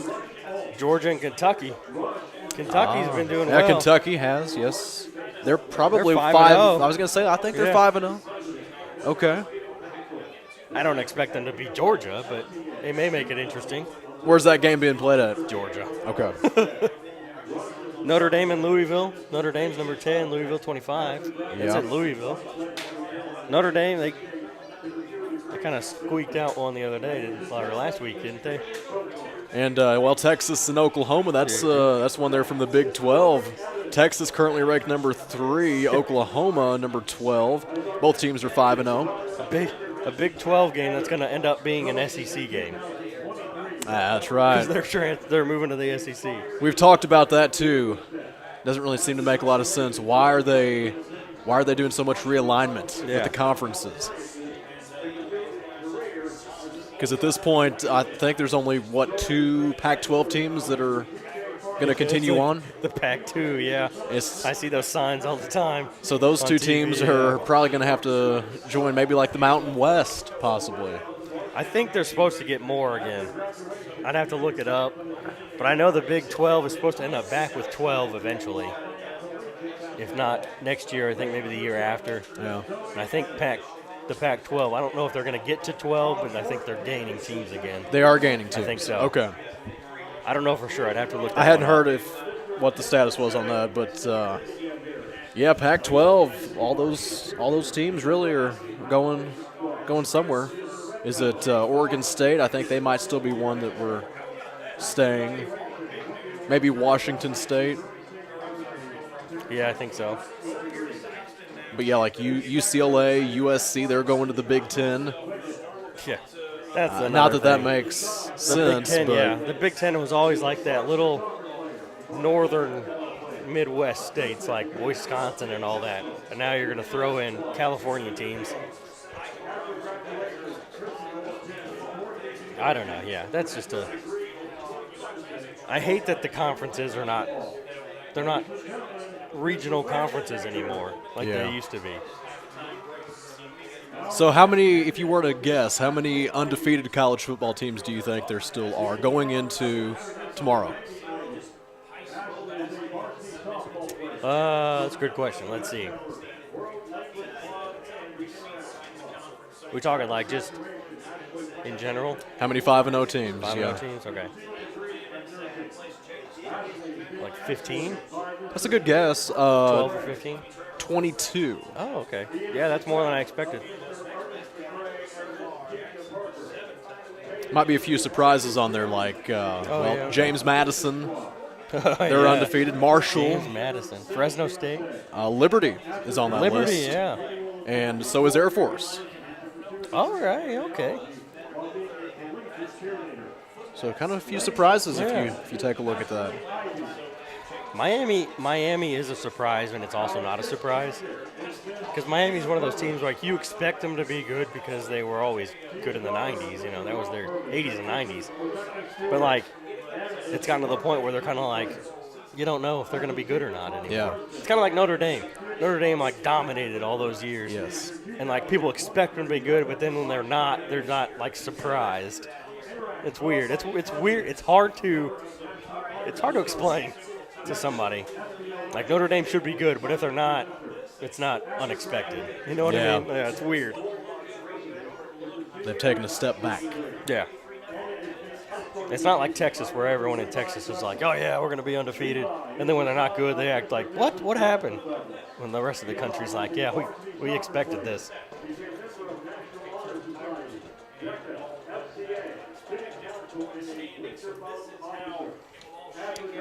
So while they're doing this, we'll go and take a commercial break. Might as well. We're going through a homecoming thing, and I don't know how many more they have left to go. So we'll take a break. We'll be back after this. You're listening to Cape Central Tiger Football on Cape Radio 95.7 FM and watching on YouTube at Cape Central Sports. The ones you love deserve you at your best. That's why St. Francis has built a healthcare system designed to empower you to live an exceptional life. As your healthcare provider, we're here to meet your unique needs. Because when people come first, life is beautiful, adventurous, joyful. Whatever you need for a happy and healthy life, you'll find it at St. Francis Healthcare System, where people come first. Call Dutch. Dutch. Call Dutch. Honey, I am so tired of our old, outdated bathroom. It's too expensive, and remodeling the bathroom takes forever. But I heard Dutch Enterprises and Luxury Bath of Southeast Missouri have a way to transform our bathroom faster, easier, and more affordable than most complete bathroom remodels. Dutch does custom work where we can pick out our own design, and I heard it can be done at a fraction of the cost of a complete bathroom remodel. Now you're talking my language. Let's call Dutch Enterprises to schedule a free in-home consultation. Call Dutch. Best of luck to Cape Central Tigers from Strickland Engineering. Providing mechanical, electrical, civil, structural, and industrial engineering, Strickland Engineering has solutions for a variety of clients. Reach out to Strickland for surveying services as well. Find Strickland online at stricklandengineering.com. That's stricklandengineering.com. For your local engineering excellence for over 40 years, Strickland Engineering is proud to support the Cape Central Tigers. Go Tigers! Are you ready to transform your space from drab to fab? Look no further than Stone Mountain Flooring, your one-stop destination for all your flooring needs. Whether you're revamping your home or giving your office a fresh new look, Stone Mountain's extensive selection of high-quality flooring will inspire your imagination and elevate your space. From LVT to carpet, tiles, and more, Stone Mountain has the perfect flooring solution for you. Call 573-335-8050 or visit Stone Mountain Flooring on Seamers Drive in Cape. Get in the game and show your support for your Central Tigers sports with Garber's Menswear. Their community-driven brand proudly supports these young athletes, fostering teamwork, dedication, and sportsmanship. Garber's has been a community staple in the town plazas since 1960, and they're proud to support our youth as they grow into adult members of the community. Join them in cheering our student athletes on to victory. Together, Garber's and our community can build a brighter future, one game at a time. Go Tigers! Life is full of unexpected twists and turns. When you need a helping hand, Allstate agent Matt Hester is here for you. He believes in protecting what matters most to you, from your home to your car to your life and everything in between. Allstate's Matt Hester can tailor a personalized insurance plan just for you. Contact Matt Hester today and experience what it's like to have an insurance agent truly care for you. Call 573-334-0996 or go online for quotes. You're in good hands with Allstate's Matt Hester. Let's head back to the booth. It's Cape Central Tigers football at Cape Radio 95.7. So back here at Sikeston High School as the Tigers lead 33-0 over the Bulldogs here at the half. And see if I can get some updated scores here for you. Looks like right now Farmington leading Poplar Bluff at the half 14-7. And Jackson up over Confluence Prep 49-0. Madrid County Central, they're playing Perryville tonight. They are up 27-6, a 3-score lead for the Eagles, as they're playing some pretty good football this year. No update between St. Vincent and St. Pius. It's got no score here between the two. Still says they're in the first quarter. Yes. Try to get this.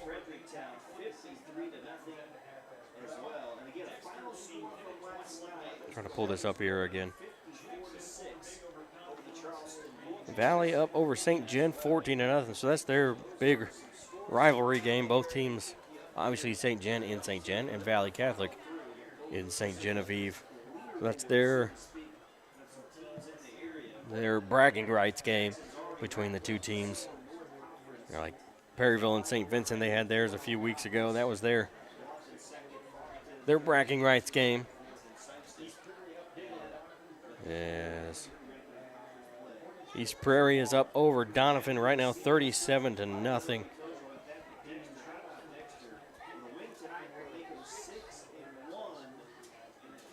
Trying to Fredericktown is Fredericktown down at the half, 53-0 to Park Hill Central.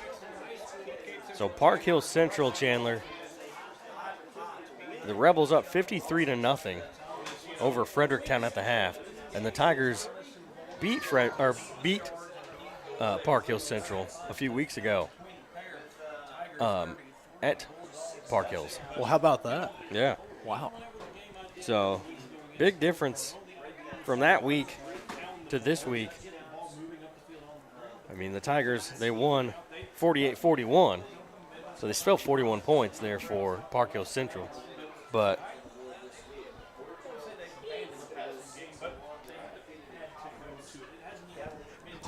oh no.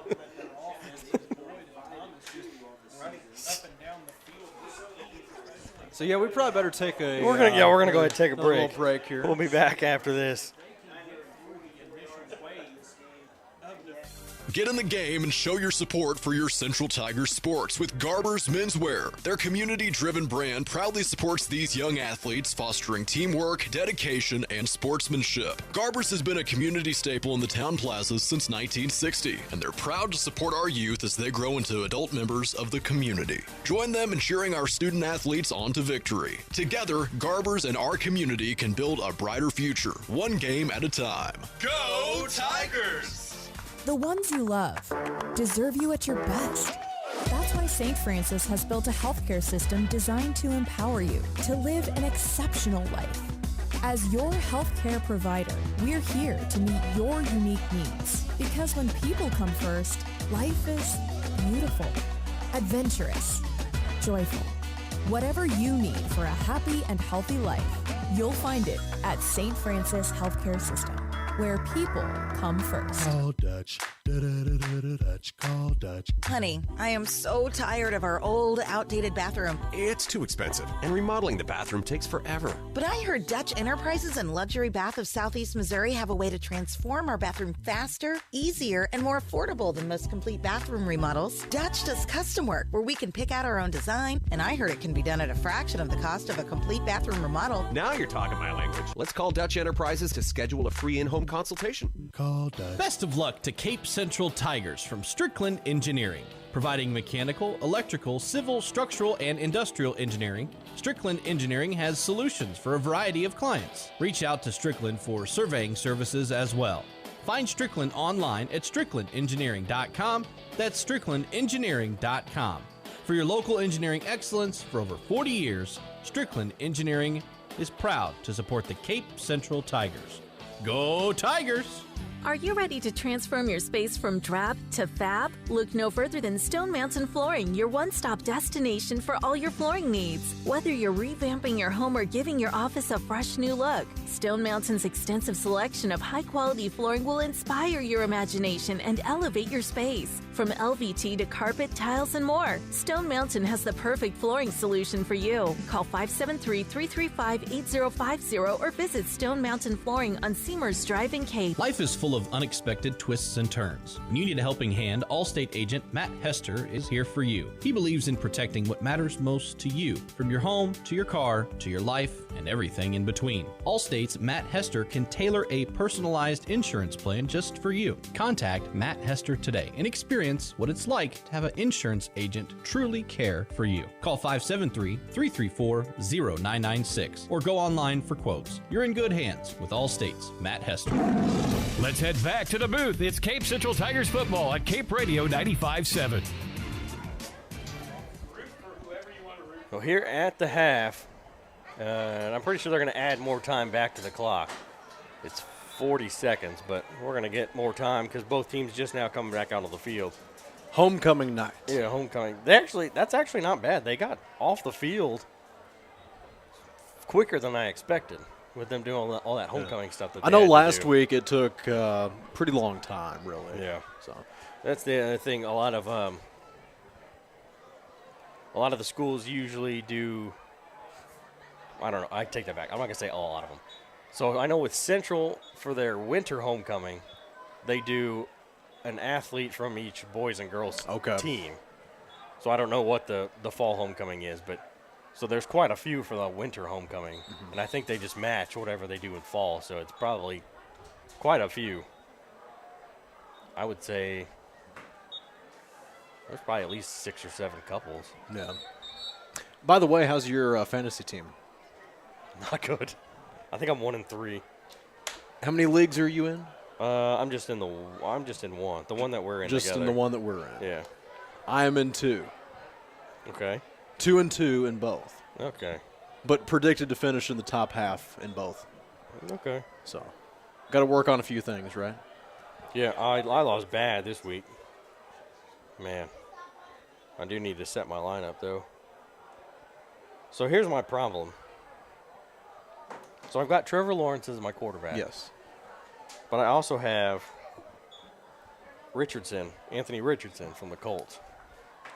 And it seems like every time, doesn't matter which one I play, the other one does better. So it's like 16, that. Yeah. So I had a 16.48 score from Lawrence. But if I would have played Richardson, I would have 29.6. And then the week I didn't play Lawrence, let's see. I played Richardson. He had 17.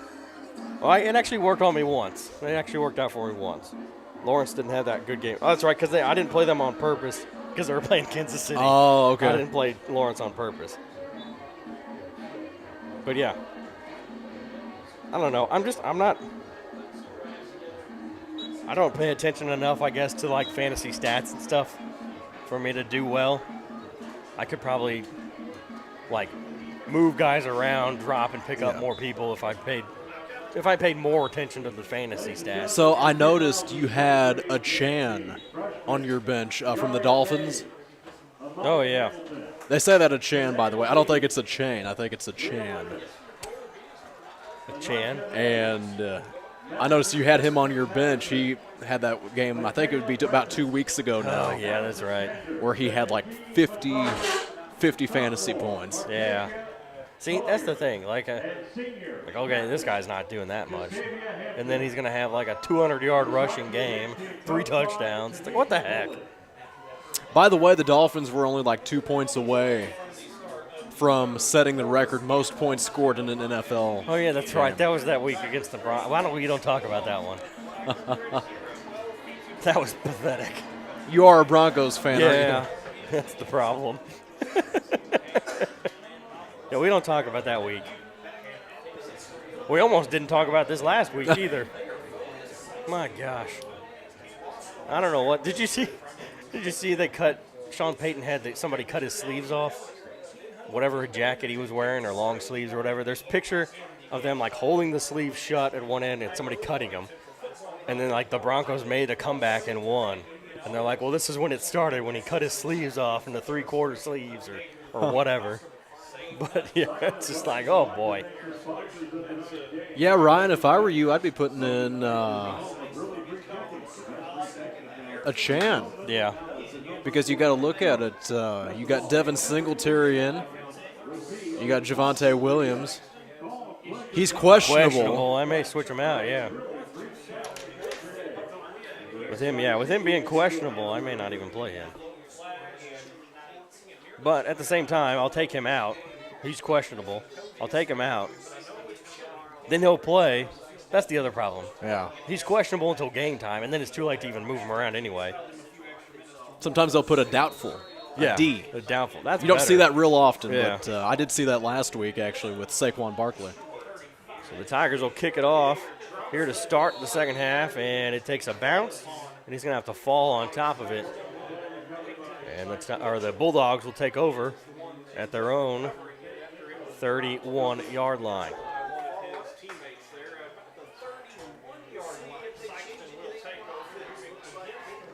So 33-0 Tigers here in the third quarter.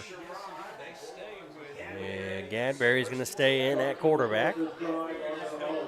Wasn't sure maybe if we'd switch it up, get some underclassmen backups into the game. But without that clock running here yet, as the handoff, and the ball comes down. Oh. But the Tigers won't be able to fall on top of it. It came out, and then when they all pounced on it, it squirted out. And I think Gadberry was able to fall back on top of it. And it'll stay with the Bulldogs, but it's a big loss for Sikeston. Back to the 26-yard line.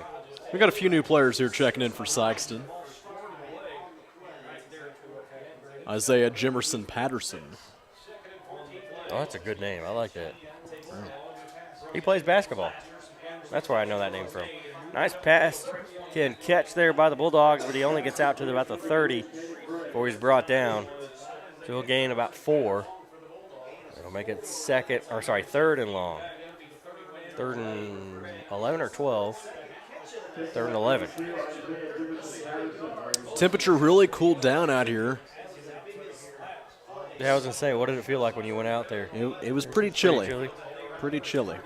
They're going to fake the toss, and he's going to have to throw that one quick. It ends up incomplete. The pressure was coming there from the Tiger defense. And it'll bring up fourth down, so the Bulldogs are going to have to punt this one away. 3 and out again. Yeah, you don't want to give the Tigers the ball here and make it easy for them to get that clock going. All we need is a score. Some kind of score. Could be a touchdown, a field goal, maybe even a safety. Safety would be ideal. Just get it started right away. And the punt almost blocked by his own teammate as he was being blocked into the punt as it goes out of bounds at the 48-yard line. So they'll take over on their own 48.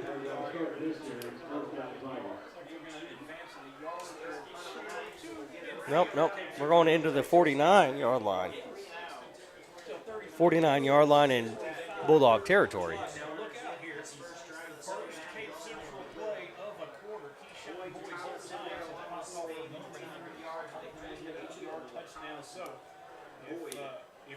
So we'll see what the offense can do here as they come back out now. And as you said, they are in Bulldogs territory. They will start this one at the 49-yard line. The two backs in the backfield. And the handoff will go to Thomas. He's going to cut back to the middle, running it up the middle, breaks one tackle. He's going to carry one defender with him. He actually breaks away from that original defender, and the other one's going to bring him down on the near sideline inside the 35 at the 34-yard line. So a nice 15-yard gain there by Zaire Thomas.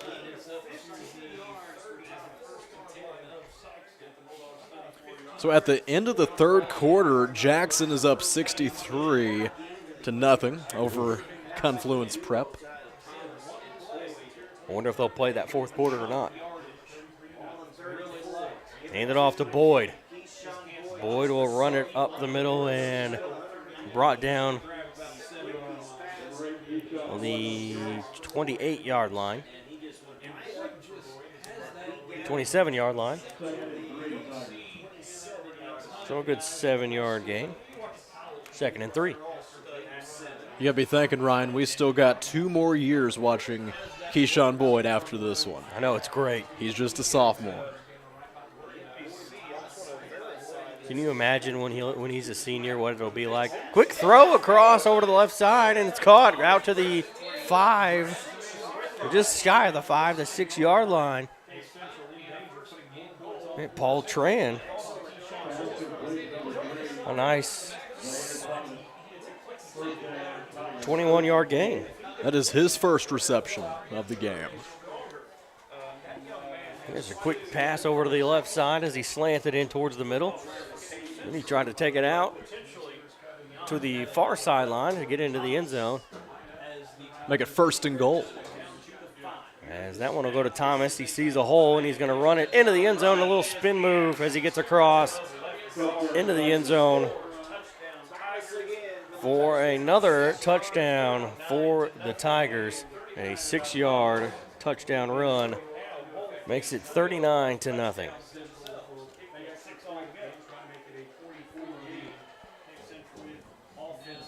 As if we can get this extra point up, it'll be a 40-point lead for the Tigers. We'll get that continuous clock going here, too.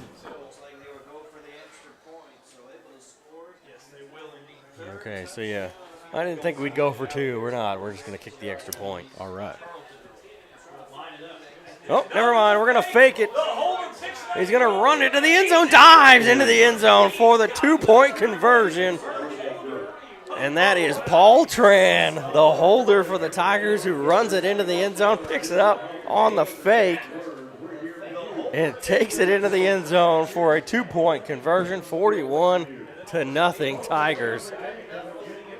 Yeah, if you're going to do something like that, you might as well do it when you know there's really no repercussions if it doesn't work out. Bit of a surprise there. I don't think most people would have seen that one coming. I didn't. When they were up huddling, I thought maybe they were trying to decide if they were just going to come back off the field. Turns out that's what they were doing. They were calling the trick play. And it works out for them, 41-0. And as soon as we kick this ball off, that clock is going to start running. Some people are glad to see that 41 points, 41-0. Yeah. They're ready to get this clock going. A lot of people left at halftime, but I wouldn't necessarily say that's because of the score. I think it was because of homecoming. A lot of them were here just for the homecoming court situation. As the kickoff is going to bounce just shy of the 20. It'll be picked up at the 20. And he'll try to bring it out. He doesn't make it very far. Oh, a flag comes in late right there at the end. Looks like he got out to the 29-yard line. There's actually 2 flags on the field. There's 2 flags. There is another, yeah. Good die, Chandler.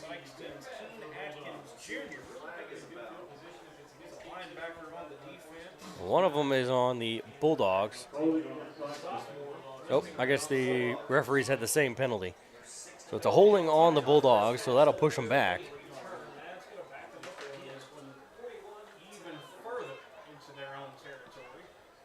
So that gets them back inside the 20 to the 16-yard line. 17-yard. Where are we going here? 17-yard line. 1st and 10 on the 17.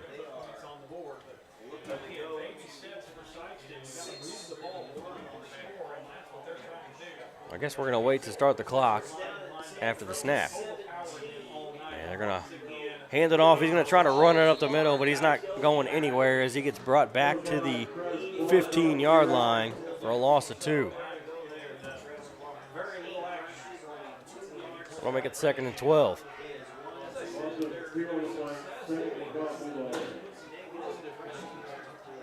Have Trey Gorman checking in here for the Bulldogs.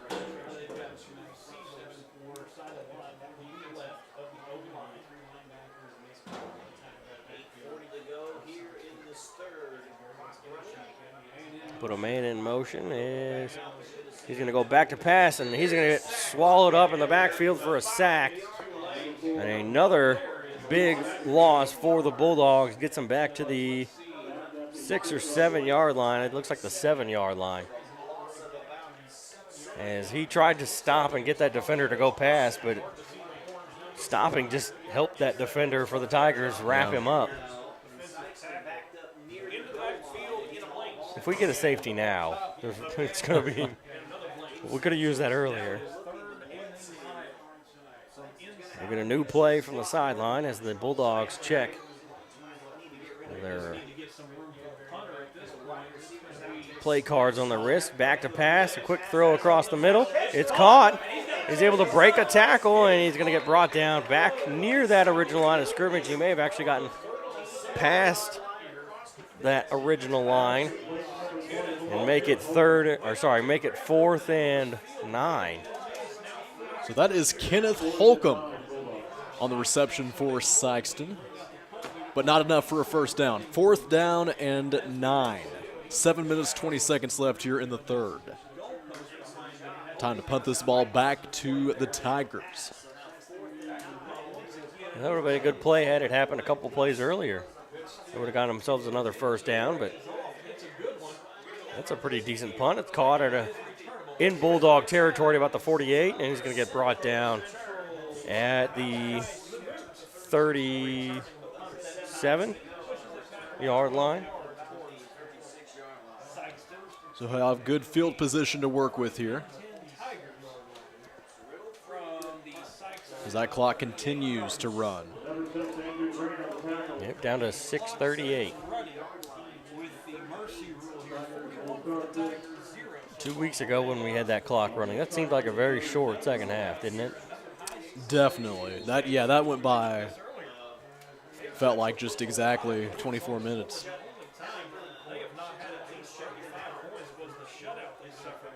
So the Tigers set up here.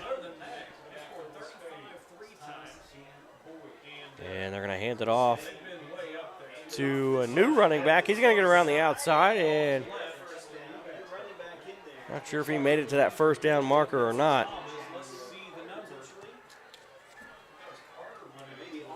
As that was, I think that's Arnold. Was that Trayshawn Arnold? Yep, Trayshawn Arnold with a good 9-yard run.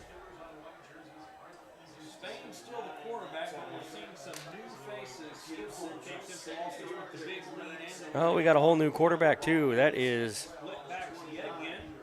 don't tell me I know who that is. It's Chapman Ogles. As they hand it off again, he's going to run it up the middle, and he should have gotten enough. Clemens with the run. So, yeah, we're getting some different players involved now. He gets enough for the first down, yeah. Chapman Ogles in at quarterback, Clemens and Arnold now in the backfield for the Tigers.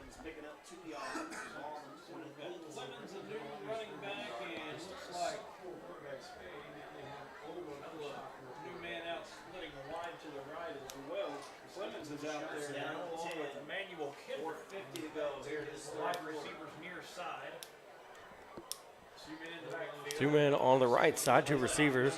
We're going to put a man in motion, and Ogles will pitch it back to him. He's going to run around the far sideline and get enough for a first down. I think. What happened to the first down marker? Oh, there he is. Not enough for a first down. I was looking, yeah. Got about 5 yards off that one. So you have 1st and 10. Is that what they're going to say? 2nd and 5. 2nd and 5. Yeah, there we go. The scoreboard's falling behind. Ball on the 23. Got 23 yards to score another touchdown if they want to.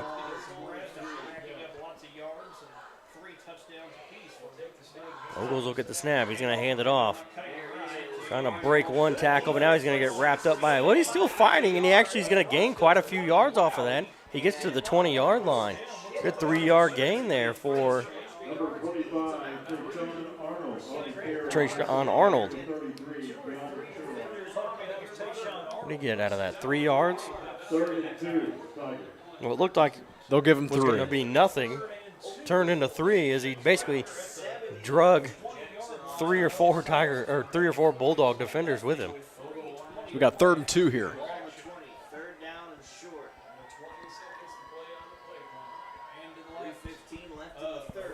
Man in motion. Now Ogles will get the snap. He's going to hand it off.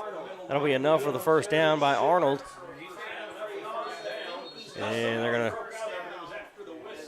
blow the play dead on forward progression. As Tayshawn Arnold gets enough for the first down. Got the 2 yards that they needed. I think he got just enough. Are they really not going to move it? He changed it to first down. I guess we're going to measure it.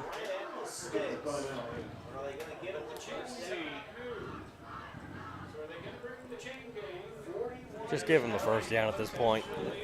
Might as well. I mean, is it really that?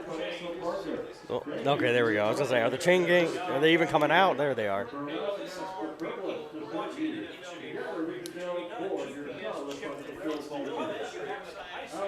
Be interesting to see where they spot this.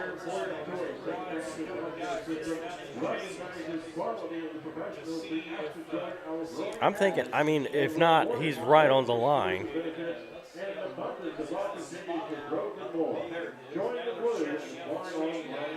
Yep, first down.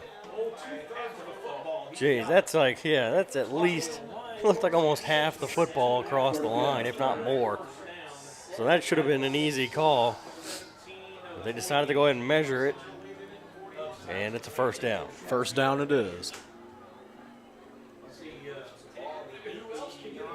So 1st and 10 for the Tigers with about 2:15 to go here in the third. As Ogles will set up in the gun here. Going to put a man in motion. He gets the snap. He's going to hand it off to Arnold. Arnold's going to follow that blocker. Gets through. And he'll be brought down. After the first down, it'll be 1st and goal. He gets across the marker. Down to the 7-yard line. So Tayshawn Arnold with another carry. So Arnold's going to try to, well, I should say, Arnold trying to pound that one into the end zone, and now the Tigers are going to try to get it here on this play with 1st and goal from the 7.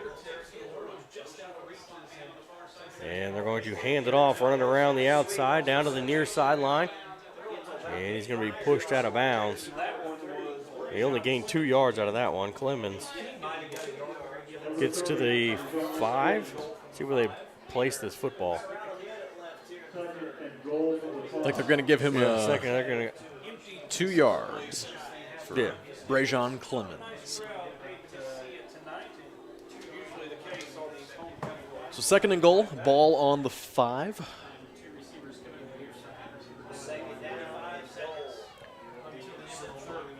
.45 seconds to go here in the third.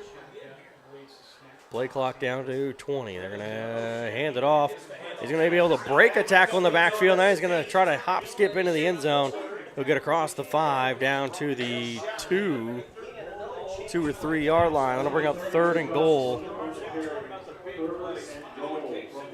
from the 2 yard line. So he gained 3 there on the carry.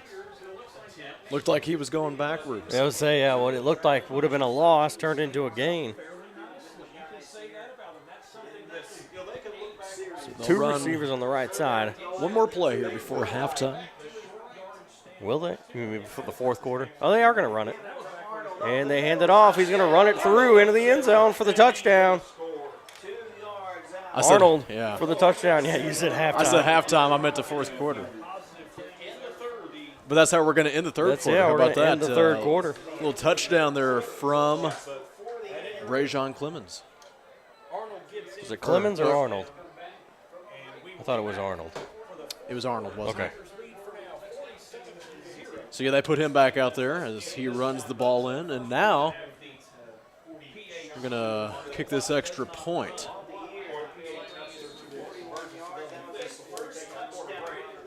Well, that's not Joey Charlton this time, is it? That kick is good. That is Charlton. Yep. That is Joey Charlton. Yep, Joey number 42.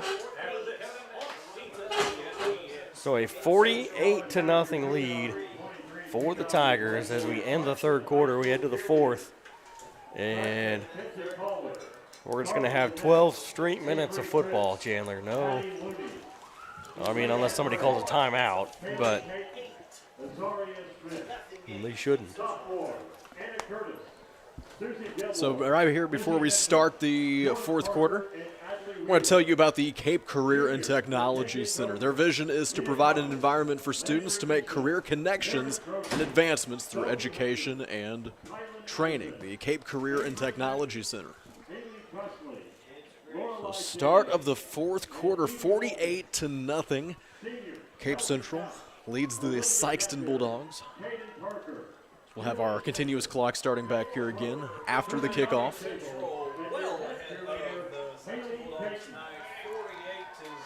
The Tigers are ready to kick it away. Charlton steps it off here. And like you said, Chandler, 12 minutes here through the continuous clock. And this one will get to, it bounces and the Tigers fall on top of it. I don't know, they say they did. One referee here running from the sideline says it is Tiger football, and it is Tiger football. A muff on the kickoff, and the Tigers are going to take advantage as they have got great field position now. Instead of an onside recovery, they're just going to get a regular kick recovery off the miscue by the Bulldogs. And it's just not been working out for the Bulldogs on the kick returns. Nothing has really gone their way in this game. Yeah, you could say that about the whole game, yeah.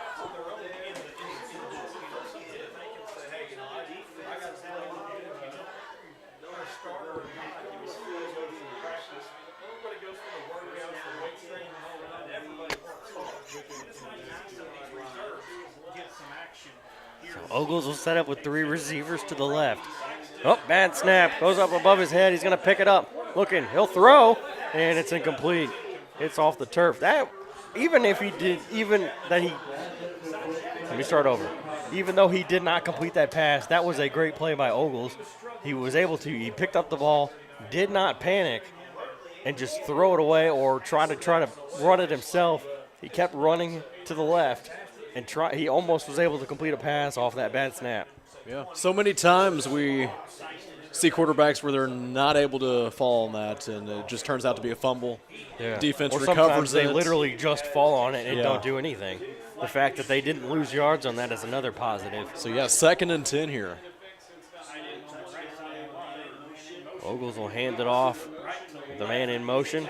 And he was able to break that one tackle. Now the ball comes loose. And Sikeston falls on top of this one as he stripped the ball away. And the Bulldogs will take over on their own 40-yard line. I mean, I guess that's one way to return a kickoff. Something has gone their way now. We said nothing had gone their way. I think that changes it now after a fumble recovery. It worked out for them. So, yeah, Sikeston offense comes back out onto the field now. 1st and 10, ball on their own 40. About 9.5 to go here in the fourth.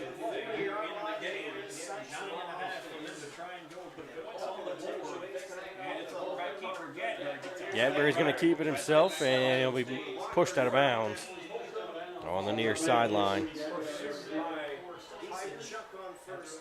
As Sikeston has it at the 43-yard line. So Jackson has gone final. They go on to defeat Confluence Prep 70-0. And that means they improve on to 6-1 on the season. Bad snap. Chandler, there it was. He literally fell on top of it. It was a bad snap. Got away from quarterback Gadberry.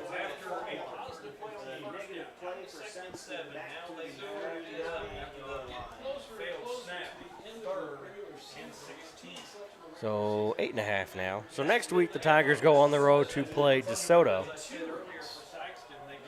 As Gadberry fumbles the snap again, now he's going to try to find something. He throws it across the middle, and it's almost intercepted, but it's going to be incomplete.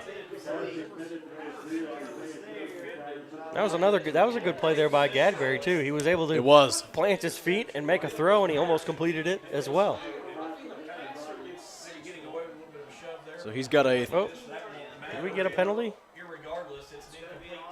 We did get a penalty. I'm not seeing. He just picked up that flag. That referee picked up his flag. I think I say 4th down. I think they called an roughing the quarterback. Oh. Okay. It didn't look like that late of a hit, but I wasn't paying that much attention to that. So 1st down for Sikeston. And we get a flag. This is going to be on Sikeston. And it's a false start on the Bulldogs.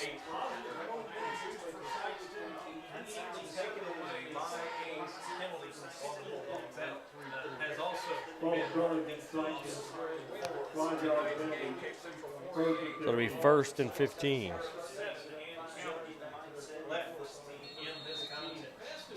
Just over 7 minutes to go here in the 4th.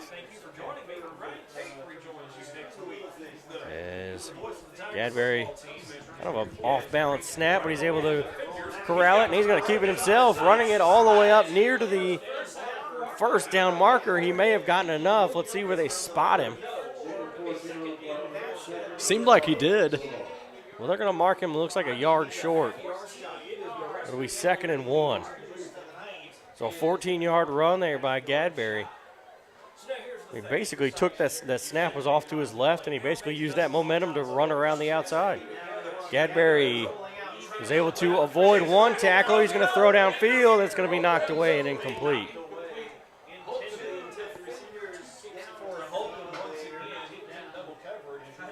That'll bring up 3rd down, 3rd and 1.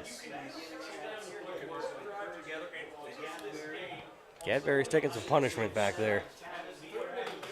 He's airing the ball out a little bit. And his pass, the passes haven't been terrible. They've all been catchable, I would say. He's going to hand that one off, and flag comes in. And they should have gotten enough for the 1st down if the penalty is not on the Bulldogs. They mark him at the 40, which is about 2 yards extra.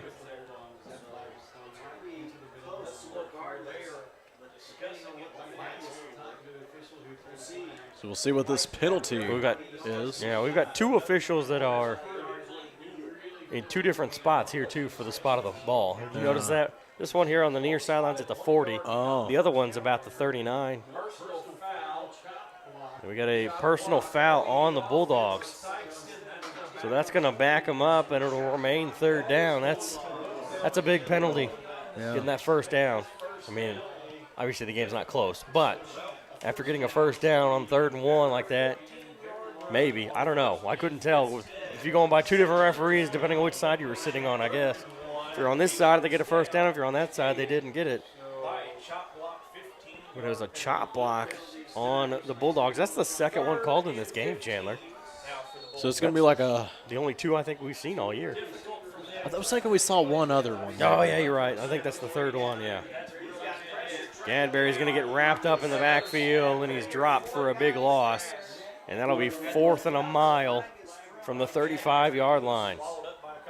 Yeah, Ryan, I'm pretty sure we had seen a chop block one of the other games a few weeks ago. Yeah, now that you say that, I think you're right. Don't remember which one, but I do think we saw that call. I think it was a home game. Yeah. It was a home game. We've had a lot of those this season. We have. It's great. Next year's going to be rough. So just under 4 minutes left here to play in the 4th. So there was a penalty on the Tigers. Helmet to helmet. So that won't be 4th down. It'll be 3rd and 8.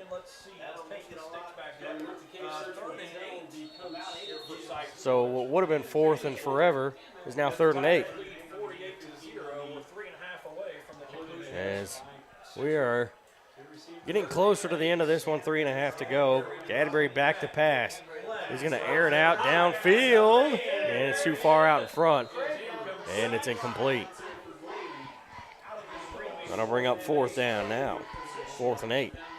3:08 to go. I don't know, Chandler. What do you do? Try to air it out again? Just go for it? Do you try to do that at this point? We're under 3 minutes. I mean, the Tigers more than likely are not going to be passing the ball.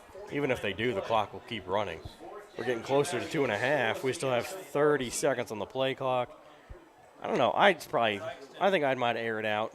By the time they snap the ball and get everything done, it'll probably be about 2 minutes left. Yep. Yep, Gadbury back to pass. And here comes the defense. Oh, he's going to break one tackle.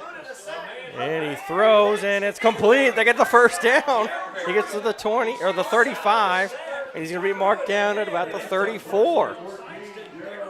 So Daryl Jordan on the reception there for Sikeston. And it's going to bring up 1st and 10 for the Bulldogs. It looked like the Tigers were going to get them twice. They were going to get to Gadbury twice. He broke one and was able to get the pass away before the second one got there. And a nice little catch there for Sikeston. They get that first down. Now Gadbury will throw. It's complete.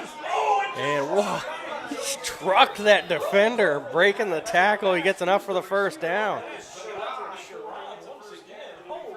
1:40 to go here in the 4th. So we got another first down here. Somebody hit up on that left analog, that right analog stick, Chandler, and that stayed the same. I know that much. As he runs into that defender, trucks him, and gains a couple extra yards. Gadbury back to pass. And it's going to be incomplete. And now one of the Bulldog players taking exception to the touch by personal foul, roughing the passer on the Tigers.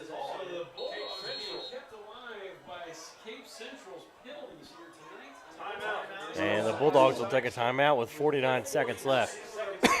Excuse me, sorry. So yeah, the clock's going to stop here. 49 seconds left to go.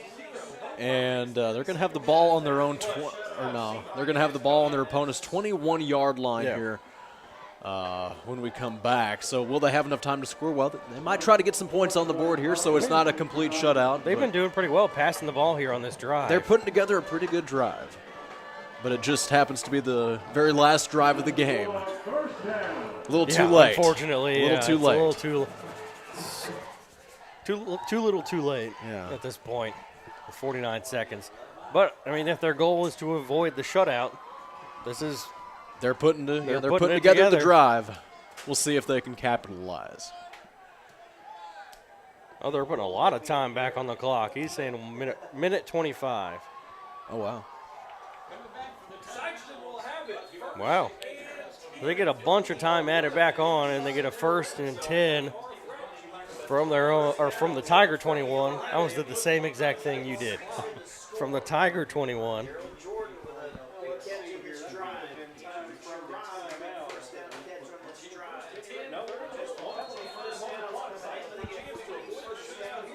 So the clock's not going to start till they snap the ball. Gadbury back to pass.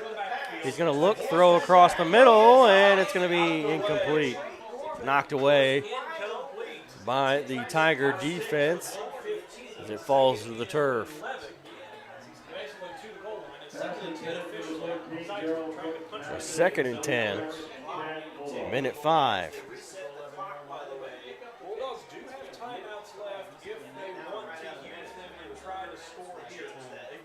With the Bulldogs, they did take that timeout. As they're going to try to go around the outside on the far side. And he's going to be brought down. He's down inside the 5. We got a Bulldog injured here as he gets up. Well, the Bulldogs actually took a timeout. They're not stopping the clock for the injury. They're stopping the clock for a timeout from Sikeston. So Sikeston will take a timeout with 43 seconds left here in the fourth quarter. As they take that timeout, we tell you about Stone Mountain Flooring, proud supporters of the Cape Central Tigers. You can visit them on Seamers Drive in Cape for a premier selection of tile, carpet, hardwood, and LVT. Go Tigers!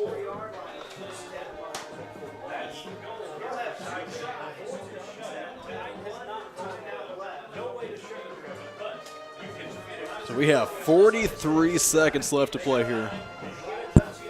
This is a 2nd and 10 ball. I think it's going to be down inside the 5 here when we get back. They haven't updated that yet on the scoreboard, but should be 3rd down, maybe from about the 4 or the 5. Sikeston trying to score here. Cadbury's going to go back to pass. He's going to throw back to the back of the end zone, and it's too far out into the back of the end zone and out of bounds. So now 4th and 3 from the 4. That's what we have. Down to 25 seconds, and the Bulldogs will take a timeout. I mean, they have them. They might as well use them. We'll take a timeout, 26 seconds remaining here in the 4th. They're going to try to come up with something here to get some points on the board before the end of this football game.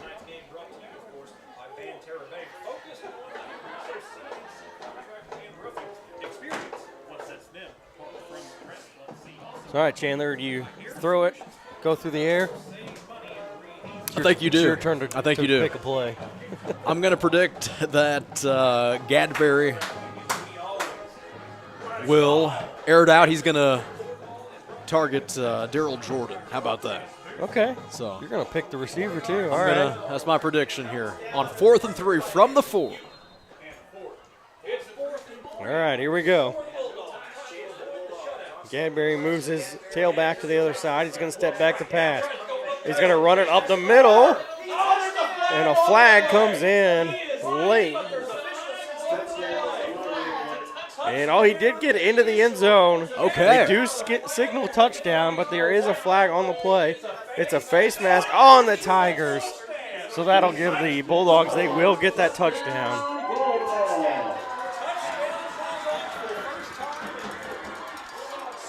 So the Bulldogs finally score, Chandler.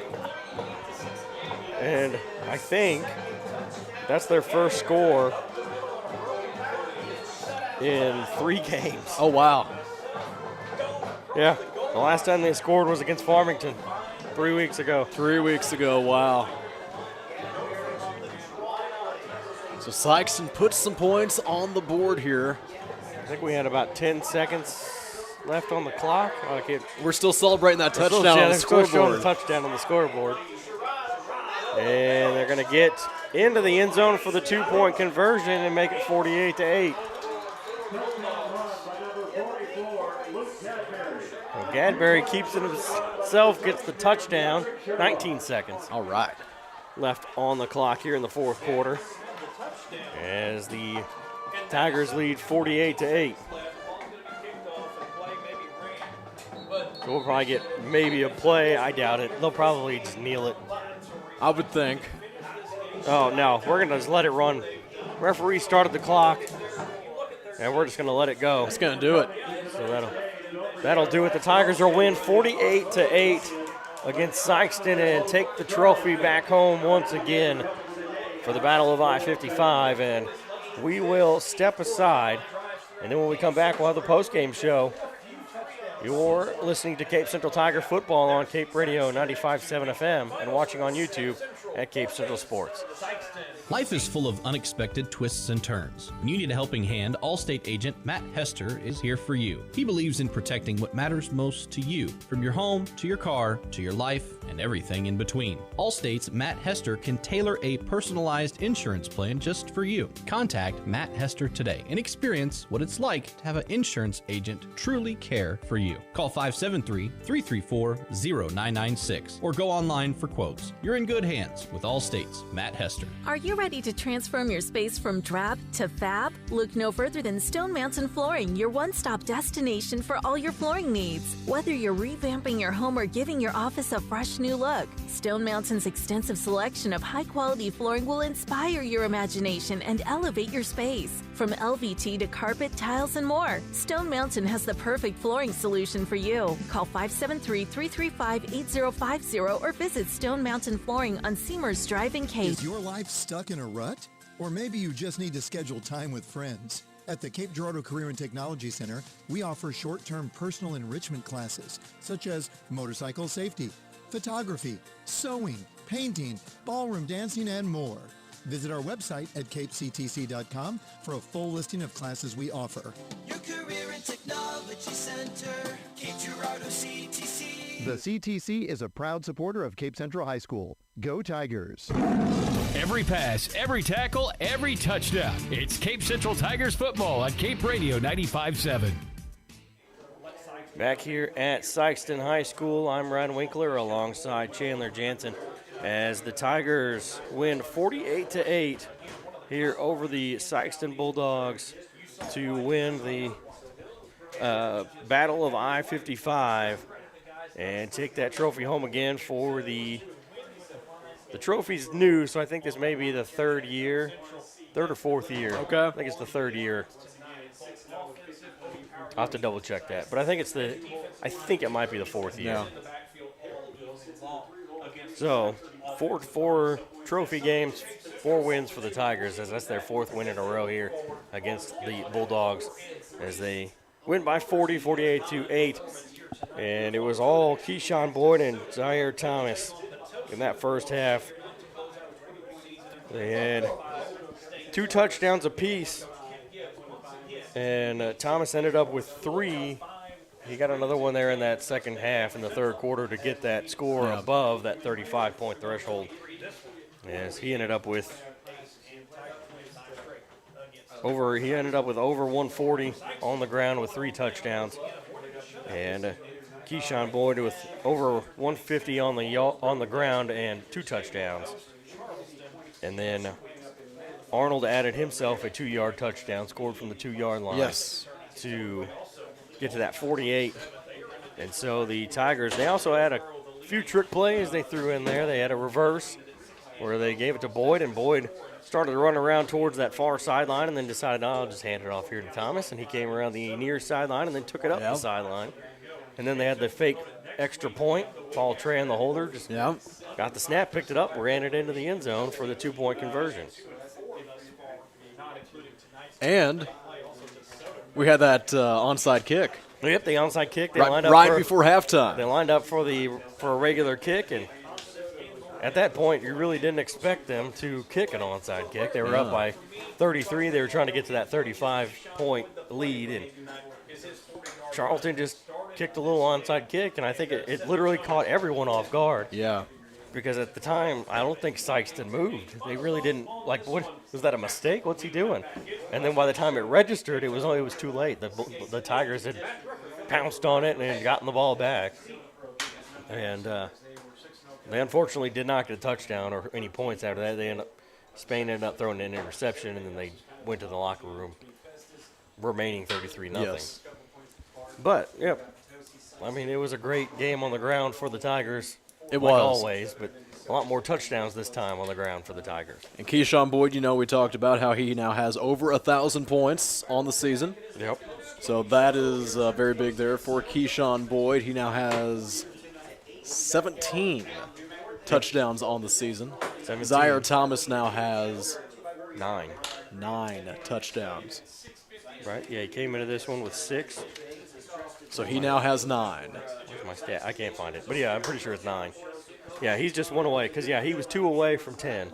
And then he got 1 more touchdown. So, 9. So, 48-8. That is our final score here this evening. So, the Tigers improved to 4-3. Bulldogs fall to 0-6. The Tigers will go to DeSoto next week. We'll take on the DeSoto Dragons next Friday night. We will have that for you here on Cape Radio 95.7, FM 1550 AM, CapeRadio1550.com, and on YouTube at Cape Central Sports. So we will see you next week then at DeSoto. For Kayla back at the station, for Chandler to my left, I'm Ryan Winkler. We'll see you next week. We just got to get that mentality that we got to score every time we're on the field. Let's go! You've been listening to Cape Central Tigers football on Cape Radio 95.7 FM News Talk. This presentation of Cape Central Tigers football has been brought to you by Allstate Hester Agency, Cape Career Technology Center, Dutch Enterprises, Garber's Menswear, St. Francis Medical Systems, Stone Mountain Carpet, Strickland Engineering, and DollarSavingDeals.com. Join us next time for more Cape Central Tigers football on Cape Radio 95.7 FM News Talk.